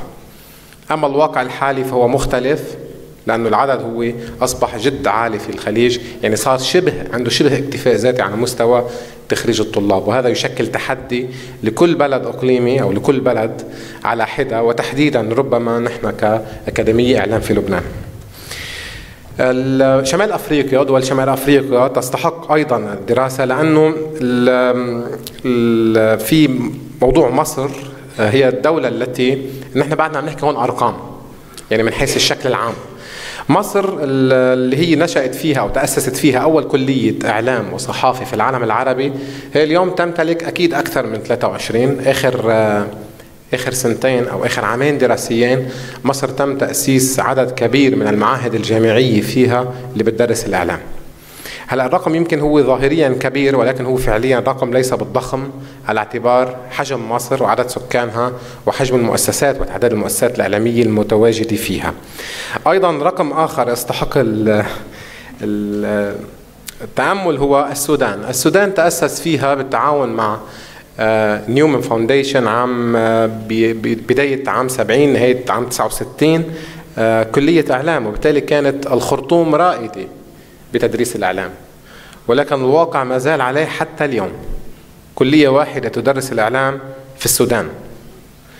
أما تونس اللي هي مشهورها بنوعية خريجينها اللي بسهولة يمكن بيلاقوا فرص عمل، العدد هو مش ضخم وما زال ثابت منذ فترة طويلة، أي منذ حوالي العقدين، لأنه هناك الترخيص للجامعات والمعاهد بحاجة لإذن من الدولة، وهذا الإذن ما كان يعطى لأكثر من المعاهد والجامعات الموجودة، وأكيد أشهرها هي معهد الصحافة وعلوم الإخبار في تونس، منوبة، جامعة منوبة. بالإضافة للمغرب الجزائر هي رقم ملفت جدا. الجزائر لديها عدد ضخم جدا، بدءا من عام 2000 الجزائر بخطوة واحدة من عام 2000 من معهد للصحافة و3 كليات إعلام تصاعد العدد إلى 15 مؤسسة تعليمية، يعني بشكل كتير متسارع. معظم هذه الكليات موجهة كانت نحو الدراسات النظرية ودراسات الماجستير. منطقتنا أو منطقة المشرق العربي كما هو واضح، المشرق العربي قسمناه إلى دول باستثناء فلسطين إلى جزئيتين جغرافيتين، كلكم بتعرفوا السبب، يعني اليوم أكيد أيضا مناسب للتضامن مع الشعب الفلسطيني، ولكن الأرقام حتى الدراسات العلمية حينما نقوم بدراسة فلسطين على مستوى الجغرافيا نقع في أزمة. فلسطين لديها 12 كلية إعلام، 6 بغزة و6 بالضفة. غزة لديها أعلى مؤشر أو أعلى عدد كليات إعلام على مستوى العالم العربي كمساحة جغرافية، رغم صغر حجمها عندها 6 كليات إعلام، وبمعظمها بتخرج طلاب بيلاقوا فرص عمل ضمن القطاع نفسه، ولكن برواتب غير عالية. لبنان مثل ما هو واضح 14، حاليا الرقم صار أعلى، أكيد صار أعلى، لذلك هالدراسة نحن الهدف منها أنه نحن مفترض خلال أسابيع تنتهي عملية التحديث للدراسة. الرقم هو أعلى، ولكن في عنا مؤشر آخر نحن لازم نقراه بشكل سريع، هو كيفية تقسيم هذه الأقسام. يعني بس نجي نطلع على شكل تعداد 138 وحدة أكاديمية، 69% منهم هن عبارة عن أقسام مش كليات. 32 كلية أو 23% هو كليات، و5 مدارس و5 معاهد، وتحديدا المغرب وتونس. على مستوى تعليم اللغات، يعني أي لغات هي معتمدة بهذه الكليات لحتى نعرف نحن طبيعة هذه الأرضية التي يعلم فيها الإعلام. اللغة الغالبة هي في ثنائية لغوية، هي عربي إنجليزي 50%. في حوالي 21% بيعلموا عربي فرنسي، إذا ما احتسبنا أكيد المغرب العربي وتونس والجزائر اللي بيعتمدوا نفس النمط. عربي فرنسي إنجليزي في على ما أظن وحدتين أكاديميتين، 6%، عفوا 6%، ولكن أكثر من وحدتين أكاديميتين. إنجليزي حصرا هو 4%، بعكس النظرة السائدة، والفرنسي 1%. الجامعات كيف تعلم، ما هي المستويات التي تعلمها هذه الجامعات؟ على مستوى الليسانس في 58 جامعة بيعلموا بس ليسانس، في 56 بيعلموا ليسانس وماستر، وفي 24 بيعلموا ليسانس وماستر ودكتوراه، معظمهم متركزين بالجزائر، أكبر عدد هو في الجزائر. في مؤشر بس أخيرا أنا حبيت أختم فيه، هذا المؤشر هو بدل هذا المؤشر على عدد كليات الإعلام لكل 100,000 نسمة. نحن مثل ما بنجي بنشوف هون أنه أعلى مؤشر حاليا موجود هو مؤشر غزة ولبنان، لكل 100,000 نسمة عدد كليات الإعلام. لغزة في لكل 100,000 نسمة في 3 كليات فاصل 6، 3 كليات فاصل 2 بلبنان، وهذا المؤشر تصاعد يعني ارتفع. أما أكيد للأسف في موريتانيا وجزر القمر هو 0، ما عندهم كليات إعلام. وأيضا في الصومال عندها كلية واحدة بتعلم باللغة الإنجليزية فقط باللغة الإنجليزية، والسودان وحدة. اوكي، فعليا نحن عم ننظر على رقم هو مخيف. في مؤشر بس اخيرا انا حبيت اختم فيه، هو نحن سبب اجتماعنا حاليا اليوم كباحثين للاعلام في لبنان. كل هذه الارقام اللي شفتوها انتم قبل اوكي، هي الارقام وتحديدا على المستوى اللغوي هي تمثل، هي انعكاس لمقاربات علميه. كليات الاعلام تعكس شكل علمي، اللغة المعتمدة، المناهج المعتمدة هي انعكاس لموجود منها في لبنان كلية أو كليتين، قسم أو قسمين، وبالتالي الفرصة يلي قدام لبنان أنه يشتغل ضمنها لتأمين خريجين متنوعين يقدروا يستهدفوا أسواق متنوعة هي كتير أعلى. وأكيد إن شاء الله نحن قريبا أول ما حتصدر الدراسة المحدثة حنطلعكم عليها. وشكرا لكم، شكرا للي شكرا دكتور علي. ثانك يو. أنا عم بمشي تقنيا، حدا مع باوربوينت حدا بدون باوربوينت مشان ما نتأخر. معنا الدكتور أمين عيسى، أستاذ ومدير قسم الإعلام في الجامعة اليسوعية، صحفي وإعلامي سابق في جريدة اليولون رجور، ودارس بمجال البحث عن القرآن والحداثة.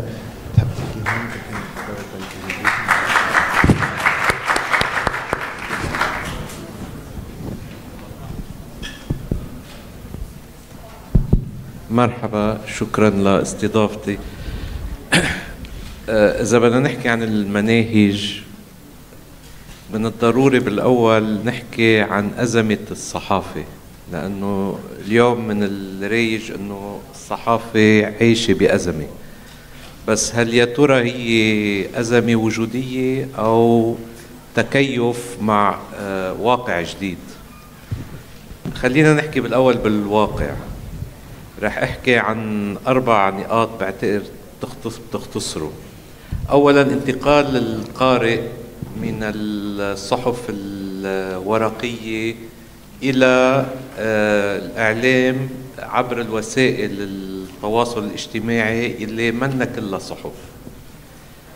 ثانيا الخبر ونقل الخبر ونقل الحدث والتحليل ما عادوا محصورين بالصحفيين المتمرسين. صار مين ما كان عنده القدرة انه ينقل الحدث ومين ما كان صار عنده قدرة انه يحلل. ثالث واقع هو ارتفاع المستوى العلمي عند الناس إجمالا، وبالتالي بيرتفع مستوى البحث عن الخبر الصحيح والتحليل الصحيح.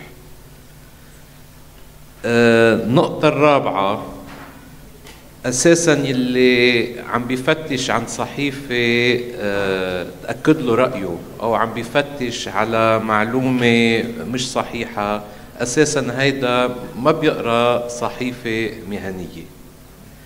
فمثل ما بنشوف بهالأربع نقاط في نقاط إيجابية وفي نقاط سلبية. هلا هالواقع شو بيحتم علينا كصحفية إنه نعمل؟ أولاً التحليل ما عاد ممكن يكون مجرد رأي. يعني كتار منكم أكيد ما بيتذكروا بس إنه بالستينات وبالسبعينات كانوا نهار التنين الناس ينطروا افتتاحية غسان التويني على أساس هي كلام منزل، وكان عدة صحف كمان عندهم افتتاحيات، ويعتبر المحلل السياسي إنه هيدا هو الوضع. اليوم إذا التحليل السياسي منه محطوط بإطاره التاريخ السياسي الاقتصادي الاجتماعي ما عاد يكفي. النقطة الثانية في طلب على الصحافة الاستقصائية. دكتور لينش عطى مثل قبل بشوي، حكي عن مسألة ظاهرة داعش. الصحف طوشتنا مين مول ومين ساعد ومين حارب ومين فوت المسلحين وشو المعارك إلى آخره. بس يعني حيالله شخص أكيد بيعرف أنه هالعشرات الآلاف من المقاتلين ما وعيوا، كان ناموا ناس طبيعيين وتاني نهار وعيوا قتلة. في أسباب موجبة دينية سياسية اقتصادية إلى آخره. هيدي الناس بدها تعرف، يعني الناس ما بقى تكتفي إنه والله في ظاهرة اسمها داعش وبدنا نحاربها، لا، الناس بدها تفهم ليش ظاهرة مثل هاي بتظهر وكيف فينا وشو هي أسبابها وكيف فينا نكافحها من خلال أسبابها. الشغلة الثالثة هي متابعة الصحافة لقضية معينة. هون طبعا حيالله أكاديمي بالصحافة رح يقول لي عم تحكي شيء خارج المألوف نهائيا. معروف إنه الصحافة مفروض بس ينقل الخبر ويكون يعني أكثر شيء واقعي وغير متحيز، لكن في ظواهر كمان جديدة بتخلينا نفكر بتغيير هالنمط بالعمل الصحافي، وهي ثلاثة أساساً. أولاً فشل النخب السياسية بالعالم كله وبلبنان طبعاً لا حل أمور الناس. اليوم كل الدراسات بتشير إنه ما بقى حدا يأمن بالأحزاب، ما بقى حدا يأمن إنه الأحزاب عندها الحل. فإذن في تباعد وعدم ثقة بين القراء الجمهور والنخب السياسية التقليدية، في صار فراغ.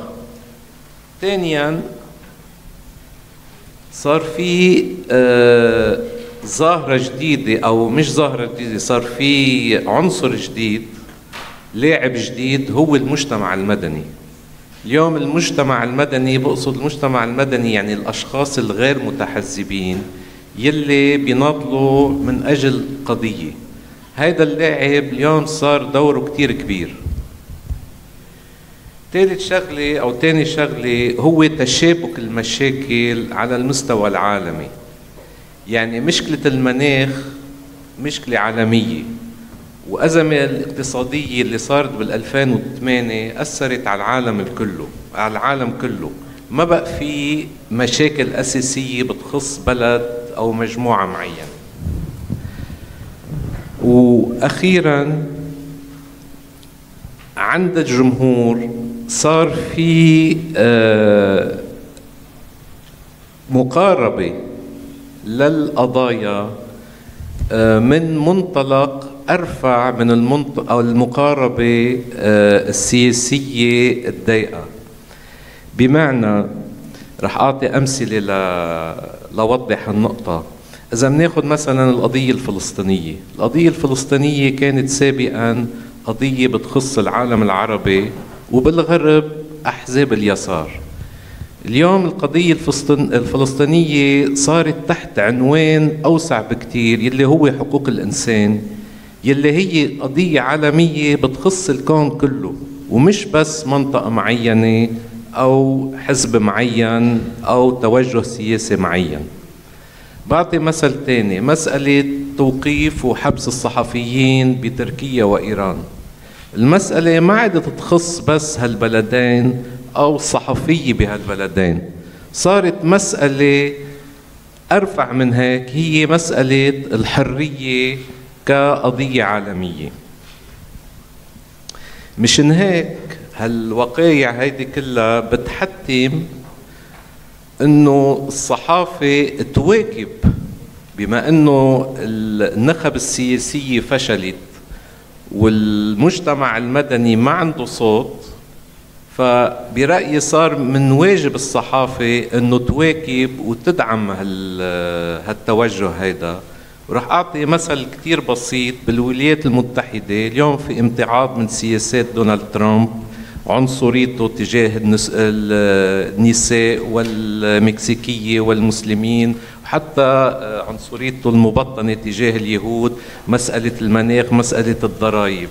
اليوم مين عم بكافح هالتوجهات؟ أكيد مش الأحزاب السياسية اللي غايبة عن السمع، هو المجتمع المدني، هن السلطات المحلية المنتخبة يلي مدعومة من كبار الصحف مثل النيويورك تايمز والواشنطن بوست والكريستيان ساينس مونيتور، على أساس مساندة قضية مش مساندة أفكار حزب أو مواقف حزبية.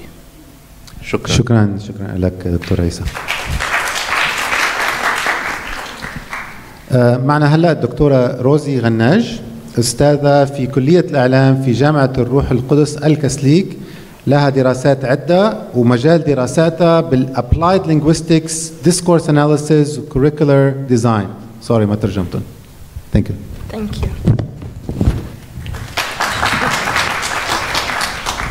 Hi everyone. I'll do my best to be as quickly as possible and stick to the time given to me. Media literacy, a life skill in the 21st century, and the context I'm going to talk about is Lebanon. Before I start, two quotes attracted my attention and serve what I'm going to say.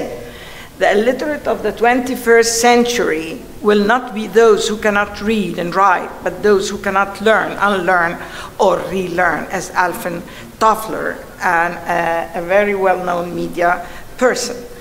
Media literacy is not just important, it's absolutely critical. It's going to make the difference between whether kids are a tool of the mass media or whether the mass media literacy is what media education is. And media literacy is the ability to understand, evaluate, create, and critically analyze the media messages you are exposed to on a daily basis. And media literacy education is the process of teaching how to access, analyze, evaluate, create, and communicate using media in all of its forms. The problem that I could detect is, despite the advancements in the field of media literacy education in some institutions in Lebanon, and despite the other efforts that are being paid to promote the media literacy in Lebanon, we still find that media literacy is not taken into consideration in the country at all levels. And if here I'm talking about those who do not belong to the media faculties and who are not media people. The aim of this research is this presentation. It's an exploratory research. It's a core. It can be a core that can be later developed into a wider stage to look at how media literacy is seen by educators from all levels, middle, senior, and high, to investigate the impact of media on teachers and learners, find out to what extent media literacy is essential to be integrated in our programs, and to suggest how schools can empower learners to become thoughtful users of media for learning and for life.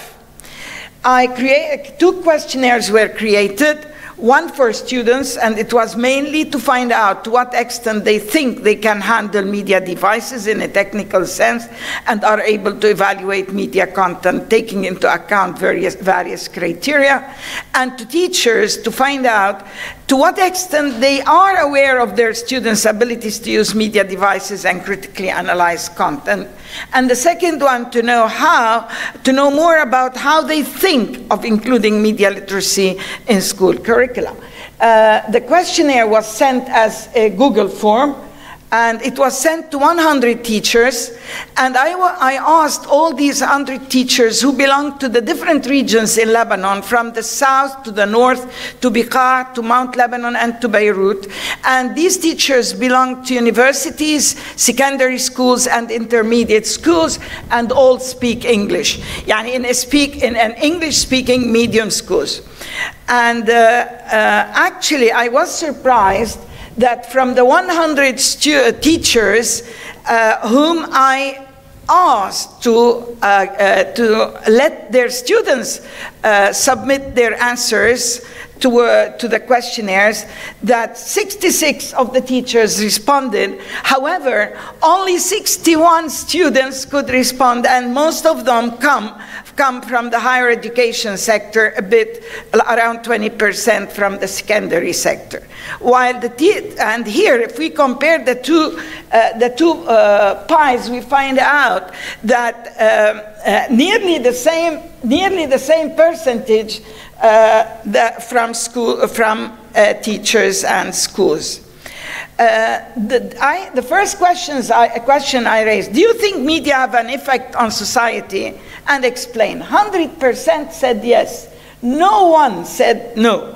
And of course, these are some of the answers. I can read only one or two. Yes, they shape public opinion and affect purchasing rates. Yes, it is a tool of shaping and transmitting new thoughts, etc. Of course, it has media as a bedrock for successful business education, etc. So all of these, of course, I took samples where I agree that media has impact on them. The second question, and to my surprise, the answers raised the question here: to what degree do you think media have personal impact on you? And explain. 50% of those who answered said rarely, partially, as if these people are not part of the society that they talked about a few seconds ago. Not at all. I search a lot before believing. For my personal point of view, media doesn't affect me, etc. They often divert attention to certain issues while ignoring the discussion of other causes. Media can sometimes influence certain things in my personal life, but it won't say it has a personal impact on me. So these are, I took them as they are on me, not much. You see, the second half, of course, gave positive answers. The third question that I raised was, media literacy education is a need to be implemented in our school and university. And I used Likert scale from highly important to not important. And as we have seen, all the answers came as a highly important, important, or partially important. 50% they find that it's highly important. Then I included questions to teachers and students alone. And I only changed the word learners by the word I. And I find out when it comes to the use of devices, of media devices, the answers of these teachers matched with the students' answers. And so I didn't include them, but when it came to analysis and being aware of the media messages, the difference showed a lot. We find here, for instance, I can't read all of these, learners know how to interpret media messages. Of course, that the students believe that they can interpret, while their instructors believe they cannot. And it's here the same. Know how media content is tailored to the target audience. Again, there's a difference. Can evaluate media content taking into account various criteria. There is a difference. Learners are aware of the impact of media on audience. Again, there is a difference. So when it comes to awareness of how to use what the content available in media, we find there is a great difference. What type of media do your students benefit from? And they said social media networks such as Facebook, etc., internet for research. And they say when they research, most of the time they copy-paste. And most of the time they plagiarize. These were in the answers.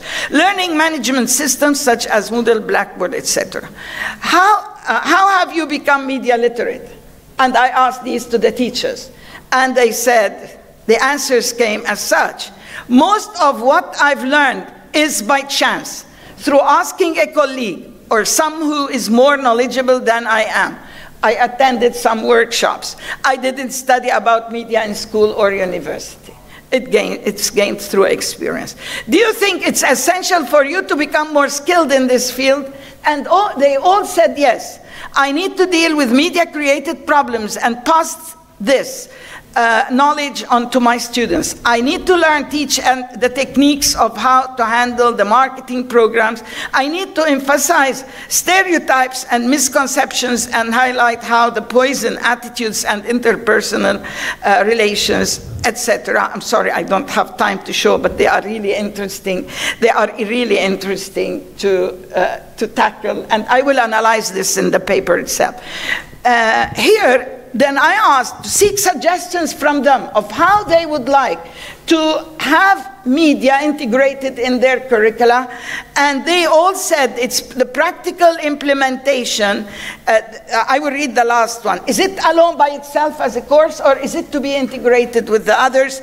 And 90% answered C, which is the practical implementation of media literacy education, in which activities such as the production of a school newspaper, magazine, radio broadcast, etc., are the ways that will help these learners develop.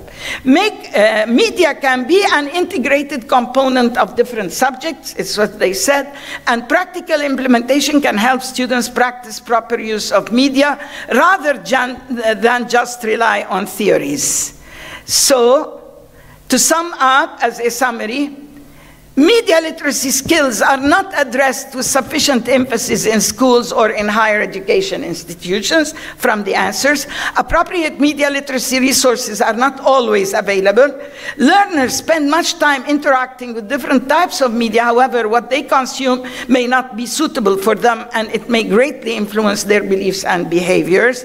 And teachers are ready to take responsibility for teaching media literacy. However, they struggle when it comes to finding appropriate resources, and the majority of them say that they learn about media and information literacy on their own from colleagues and workshops. And to end this up, to end this up, I'd like to say that we need to work on this and integrate media literacy in our curricula from schools to universities, rather to more departments, more faculties, in order to let them read, analyze, criticize, know how to evaluate, and do not take things for granted. And of course, media literacy is a civic education. Mr. Melki said, Dr. Melki says this. It is a competency for the future. And for learners to become media literate, for a learner to become, he or she should be able to examine the information presented through media with healthy skepticism and determine what is accurate from the content. Thank you very much. Thank you so much. Very fascinating. Did you hear that, Muna and Verena? We're convinced. 10 years ago, in this country, nobody knew what the word media literacy meant. So there's a lot of people pushing for this. Deutsche Welle, LAU, MD Lab, UNESCO, a lot of other faculty. Now we hear a lot of students doing their thesis on media literacy. With this note, نقلب بالعربي. دكتورة لما كحالك، أستاذة مساعدة في كلية الإعلام في الجامعة اللبنانية، نالت شهادة دكتوراه في علوم التواصل والإعلام من جامعة باريس 3. سوري على الفرنسي تبعك. وعملت في الصحافة المكتوبة في جريدة السفير. زقفي الأعلى بليز. شكرا دكتور ملكي. تحياتي للجميع. هذا المؤتمر عن الأكاديميين، وأنا ورقتي ومداخلتي اليوم عن الأكاديميين أنفسهم، فهن المعنيين مباشرة بهذه الدراسة يلي هي عم ينشغل عليها هلأ بعد ما خلصت، لأنه بتطلب بعض الوقت، وبنتمنى بالفعل تعاون الأساتذة بملء استمارة عم تمرق عليكم خلال المؤتمر. الأستاذ الجامعي هو أساس العملية التعليمية، هو بصلبه هو العنصر الأكثر أهمية، الأكثر فعالية، الأكثر ديناميكية. هيدا لحتى ننطلق من هون.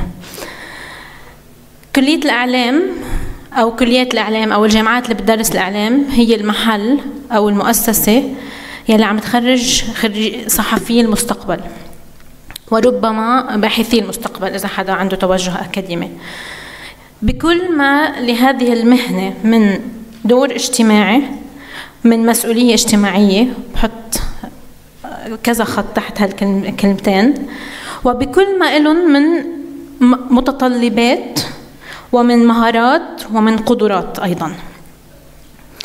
الجهة المعنية لتخريج هؤلاء الطلاب هي إلى جانب المؤسسة أو الجامعة يلي تفضل الدكتور علي حكى عن الجامعة، هذه الدراسة يلي بتطرح الأسئلة التالية.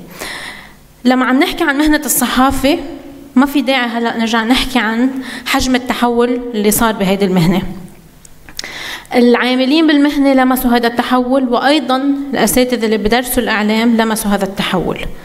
فإذا هذا التحول موجود، والأستاذ الجامعي هو بصلب هذا التحول. فالسؤال اللي عم نطرحه هون هو أي نمط جديد أو أي بروفايل يمكن جديد لأساتذة كليات الإعلام تفرضه التقنيات الحديثة، تفرضه التحولات بالمهنة؟ أين أستاذ الإعلام من تغيير المناهج؟ وأين أستاذ الإعلام من التحول والتبدل الذي يطرأ على مهنة الصحافة؟ بهذه الدراسة حنعتمد التحليل الكمي والتحليل النوعي. بالتحليل الكمي عندنا استمارة، برجع بكرر إنه الاستمارة بعد ما انتهت بنطلب من الأساتذة يملأوا هذه الاستمارة. من خلال هذه الاستمارة عم نحاول نرسم خريطة أساتذة الإعلام بلبنان. عدد كليات الجامعات بلبنان هو 20 جامعة، 22 جامعة، وهيدا غير الجامعات اللي في عندها أكثر من فرع بأكثر من منطقة. يعني عم نحكي عن رقم كتير كبير. فإذا عم نحاول نرسم خريطة الأساتذة الإعلام بجامعات لبنان، ومن خلال هذه الاستمارة في مجموعة من المؤشرات ححاول أطرح بعض النقاط فيها بعرضها لكم للنقاش ونطرح علامات استفهام حولها. أولا عمر الأساتذة. لما نحكي عن العمر عم نحكي ممكن هون يفتح مجال لنحكي عن الجيلين من الأساتذة.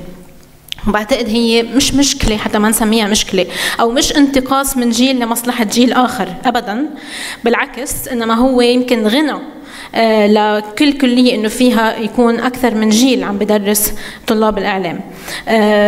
لما يكون في جيل خلينا نسميه قديم أو جيل الأكثر خبرة حتى نكون دقيقين، يمكن عنده الخبرة بالمهنة أو الخبرة بالتعليم، ولكن في عنا موضوع المهارات التقنية وموضوع الإعلام الرقمي، موضوع الجانب التقني، هيدا وهون عم بتكون الثغرة إذا فينا نحطها بين المزدوجين. موضوع العمل بدوام جزئي أو دوام كلي كمان نطرح هيدا الأسئلة. هل هدول الأساتذة بينتموا انتماء كلي للجامعة اللي بيشتغلوا فيها؟ لأنه مسألة الانتماء والولاء للكلية كمان له تبعات ومواضيع، يعني في له كتير أبعاد. الخلفية المهنية للأساتذة، هل هن عملوا بالصحافة أم لا؟ وهون بطرح كمان سؤال حول بعض الكليات بالإعلام اللبناني اللي بيعتمدوا اعتماد شبه كلي على المهنيين والمدربين وليس على الأكاديميين لتأسيس وتهيئة طلاب الإعلام. هون بطرح كمان إشكالية، هل طالب الإعلام اللي بده يتخرج صحفي هل كافي إنه يتدرب على يد صحفيين مهنيين، أم هو بحاجة للجانب النظري لأنه يتلمذ أيضا على أيدي أساتذة أكاديميين والجانب النظري؟ يعني بنسأل أيضا عن النشاط البحثي للأساتذة، وما في داعي أكيد نحكي عن أهمية البحث بتطوير الأستاذ نفسه جانب الإنتاج العلمي. إتقان اللغات أيضا من الأمور أيضا نطرحها بالاستمارة، استخدام الأجهزة أو أساليب التدريس واستخدام أجهزة وتقنيات داخل الصف، أي أجهزة بيستخدموا الأساتذة، طرق تواصلهم مع الطلاب، إيميل أو واتساب يمكن هلا صار طاغي يمكن بالتواصل بين الأساتذة والطلاب، واستخدام مواقع التواصل الاجتماعي لأغراض أكاديمية. هذه الأسئلة الموجودة بالاستمارة حننقلها للنقاش بفوكس جروبس وأكثر من فوكس جروب مفروض، وربما مقابلات لحتى نناقش هذه التحديات اللي عم تواجه الأساتذة اللي عم بدرسوا الإعلام.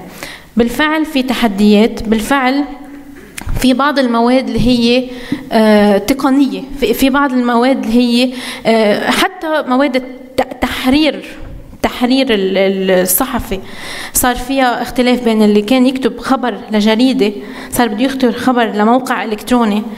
هيدي الأمور فيها اختلاف، والأستاذ اللي عنده خبرة سنين طويلة بالعمل الصحافي واللي بدرس صار له سنين طويلة هيدي مادة التحرير كمان عم يوقع قدام إشكالية إنه اختلفت التقنيات. فهون كمان نرجع نطرح سؤال حول تأهيل الأساتذة، هل عم يخضعوا لدورات تدريبية أنفسهم؟ قديش نحن كأساتذة بحاجة لهذه الدورات، قديش بحاجة لنطور أنفسنا والقدرة على يعني لإيجاد مواجهة هذه التحديات. إذن بالخلاصة التحول بالمهنة موجود، التحول بالمناهج التعليمية موجود، ولابد أن يطال هذا التحول الأستاذ نفسه. وشكرا.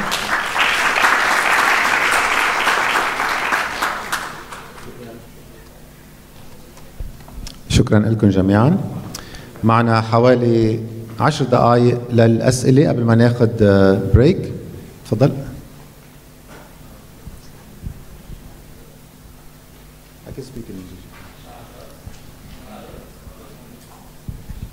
مرحبا، أنا اسمي وسام معوض، أنا بعلم أشياء لها علاقة بهذا الدومين، بس عندي سؤال خصوصي لدكتور علي. لما عملتوا ليستة هالجامعات أو الكليات اللي بتعلم الميديا، سميت كتير تسميات مختلفة، صحافة، ببليسيتي، 16 تسمية مختلفة. سؤالي هو عن التسمية بلبنان في شيء اسمه أوديو فيزيوال. هلا في كتير من الناس اللي بيشتغلوا بالتي في بتكون الباك جراوند تبعهم سينما، يعني معلمين اخراج سينمائي، كتابه افلام سينمائيه، بيشتغلوا بالاخر بالتلفزيونات. سؤالي هو هل هيدي الكاتيجوري فاتت بالاحصاء تبعكم ولا اعتبرتوها تابعه لشيء ثاني مثلا؟ فاتت؟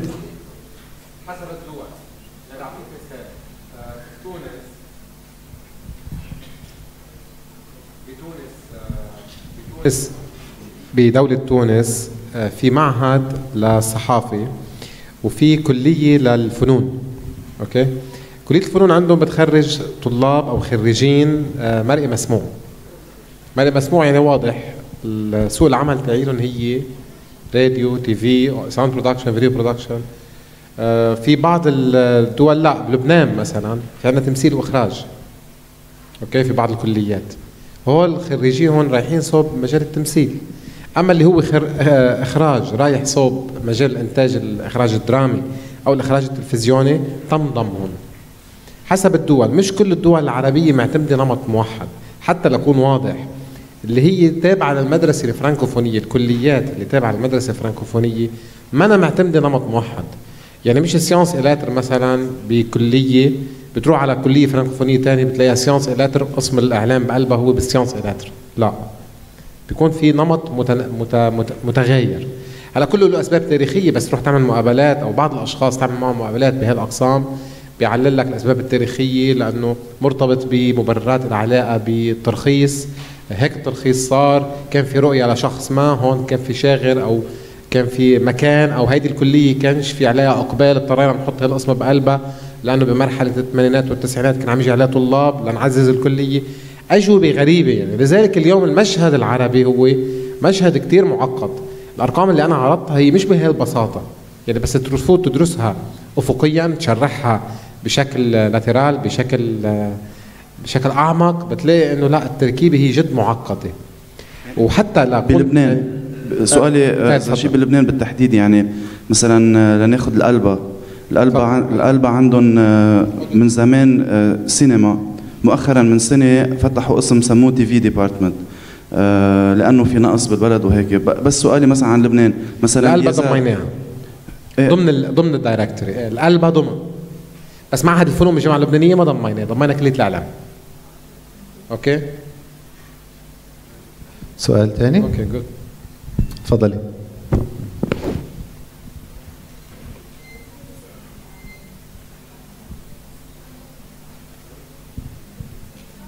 يعطيكم العافية. نانسي خلف، ميديا ريسيرشر، عم بعمل هلا حاليا ريسيرش عن الانترتينمنت بالريليجيوس راديو والامباكت تبعه والرول، كمان معدة ومقدمة برامج بإذاعة الفجر. بدي أسأل الدكتورة علي والدكتورة روزي وكمان الأستاذة الدكتورة مي، لأنه كل واحد حكي عن قطاع بالنسبة للميديا، الإدارة الإعلامية أو عفوا التربية الإعلامية. مدام مي حكيت عن يمكن الشق الادوكيترز اكثر، مدام روزي عن التيتشرز والمدارس، دكتورة علي عن الجامعات، بس ما حدا حكي عن انتجريشن كثير مهم لازم يصير للاهل، يعني البارنتينج قديش لازم يكون كمان موجه اعلاميا. يعني ما بعرف كيف بدها تصير الخلطه، بس انه كمان الاهل لهم دور كبير لما يمكن هن بيعملوا اداره او بيساعدوا اولادهم هن يختاروا ويعملوا اداره للكونتنت تبع الميديا اللي عم يحضروه، وكمان بيساعدوا بالكريتيكال ثينكينج.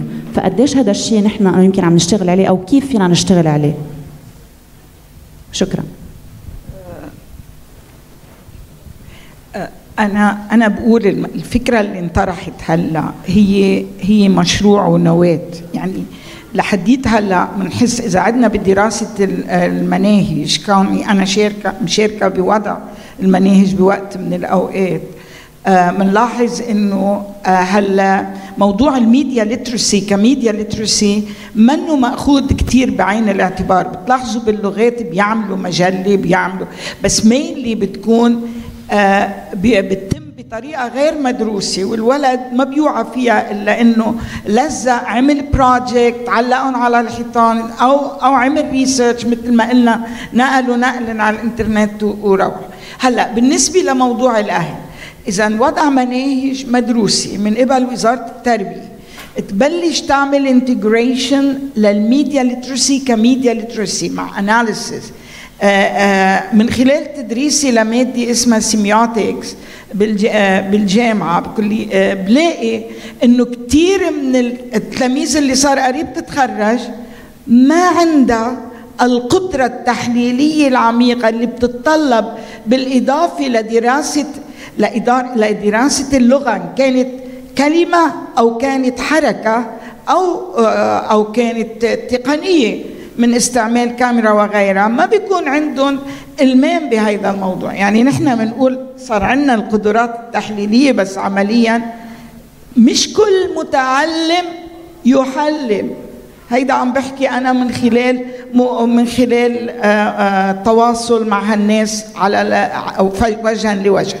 بقى إذا عمل البرنامج ومبلشت تدريجيا تدخل بمدارسنا، ممكن المدارس تعمل لقاءات مع الأهل، لقاءات تربوية، محاضرات حول الموضوع، لحتى نقدر نشغل the whole community، كل البيئة اللي نحن بنشتغل عليها تقدر يفهموا على بعض ويعرفوا شو دورنا.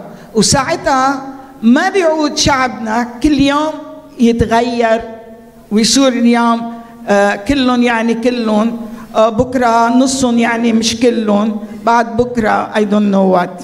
شكرا. شكرا لك. طيب ممكن سؤال ثالث؟ هو في أسئلة؟ أوكي تفضل.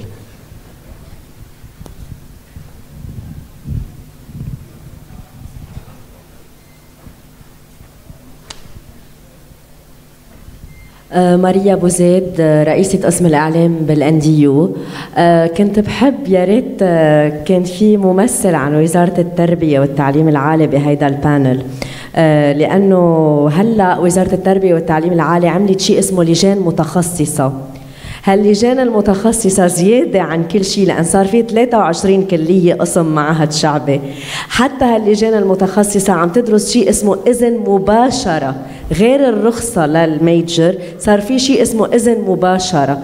ومن بين القصص كمان إنه قديه عدد حملة الدكتوراه ضمن الاختصاص قبل ما تبلش كلية أو معهد معين. يعني أنا لأنه بهول اللجان المتخصصة عم شوف شو عم بيصير، فكتير في شغل هون بيقدر يفيد البحثين يمكن بمطرح معين، وبيقدر يفيدنا نحن كمان كرابطة أكاديمية إعلام بمشاريعنا. يعني لأنه هيدا الشغل اللي عم بيصير هونيك ما لازم يكون بعيد كل البعد عن اللي نحن عم نعمله، لازم تتضافر الجهود لتصب بمطرح واحد، لأنه في طلب رهيب بالوقت اللي يمكن ما في السوق منه عايز هالقد. يعني هون كمان لازم نشوف شو بدنا نعمل بتوجهاتنا. شغلة تانية، سؤال لعبادة، استعملت مصطلح نخبوية، مدارس نخبوية، شو المؤشر اللي اعتمدتوه لا تصنفوا هيدا المدارس؟ يعني هيدا حشرية شخصية بهمني أعرف. صحيح. أول شيء يعني ما كان عنا وقت كتير نعرض لنتائج وللمنهجية اللي استخدمناها.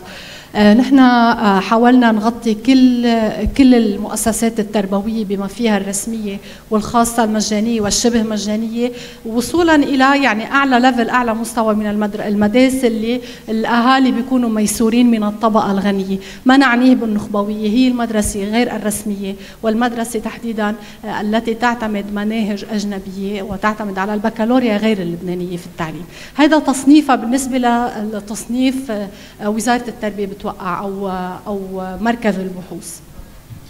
رح جاوبك بالنسبة لوزارة التربية والمدير العام، مدير عام وزارة الإعلام هون موجود. من 9 شهور عم نتصل فيهم، رح نبس لهم ايدهم تيجوا يكونوا معنا بالمؤتمر، ما حدا يرد. هو مع وزارة الاتصالات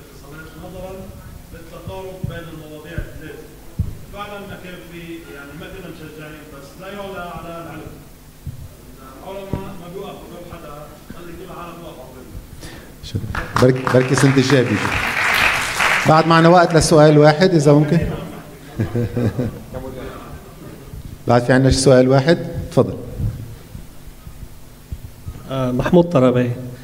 العرض اللي تقدم جيد، كان من على الميديا ليتراسي ولا اللي قدمه الدكتور علي ولا الدكتورة لما، بس في عندنا هالطفرة اللي عم تصير يا أستاذ علي ويا دكتورة لما على صعيد الأعداد. نحن عم نحكي كوانتيتي، بس كمان كواليتي وايز. هل عم بيصير مثل ما قال زميلتي، عم بيصير في اوديتنج للبرامج اللي عم تنعمل؟ عم بيصير في يعني في كميات كثير، كليات كثير عم تنعمل بالعالم العربي وببلادنا والى ما هنالك، بس للاسف الشديد عم بتكون كله يعني في شيء تايواني الجودة عم تفتقر بهذا الشيء، وهذا بينعكس سلبا على الخريجين أو على سوق العمل. شكرا دكتور على السؤال. واقعا الهدف أساسي من أهداف الرابطة هو مواجهة هذا التحدي اللي هو تحدي الخريجين، لأنه نحن لمسنا، أنا على المستوى الشخصي من خلال الدراسة واضح أنه نحن في عنا تفاوت على مستوى النوع، مش بس على مستوى النوع من حيث لغات التدريس ومستويات التدريس والمقاربات النظرية اللي منطلق من خلالها الكليات الإعلامية بلبنان. صحيح صرنا اليوم 23 كلية بلبنان، أو بالحالة 23 قسم بدرس إعلام، 2 مش مرخصين، بس في 21 وحدة أكاديمية تخرج طلاب إعلام. طب أنا بس إجي أقول إذا خريج الإعلام المستقبل والفضاء لإله أو سوق العمل اللي هو متوفر لإله هو العالم، العدد قليل. أما إذا سوقه هو لبنان العدد أكثر من ضخم.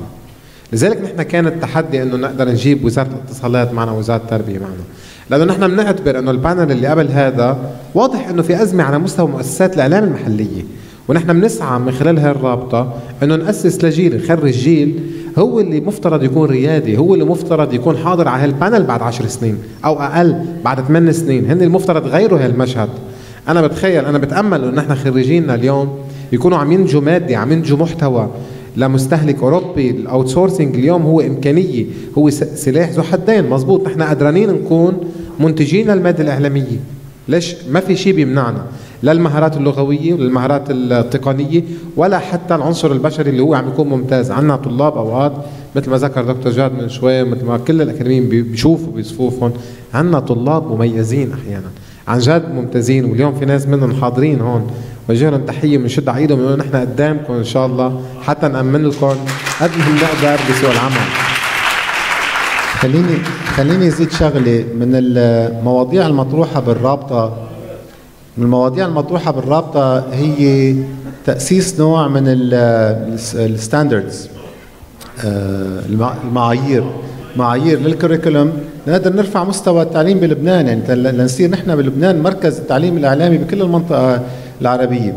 وفي شغلة ثانية بدي ضوي عليها، نحن كLAU نحن مش بس عندنا الاكريديتيشن تبع الدولة اللبنانية، نحن كمان عندنا كجامعة أمريكية عندنا الاكريديتيشن تبع نيويورك.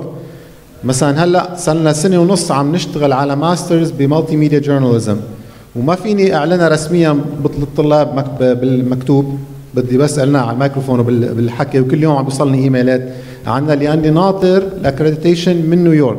والاكريديتيشن من نيويورك بتاخذ لها حوالي بين 3 و6 شهور، اخذوا وعطوا، وهيدي الماده شو، وليش هي مش زايدينها، وليش هيدي مش ناقصينها. هلا هيدا بيساعد على رفع المستوى، بس كمان نحن داخليا كجامعات لبنانيه نص ساعه وبنرجع نحكي عن قانون الاعلام.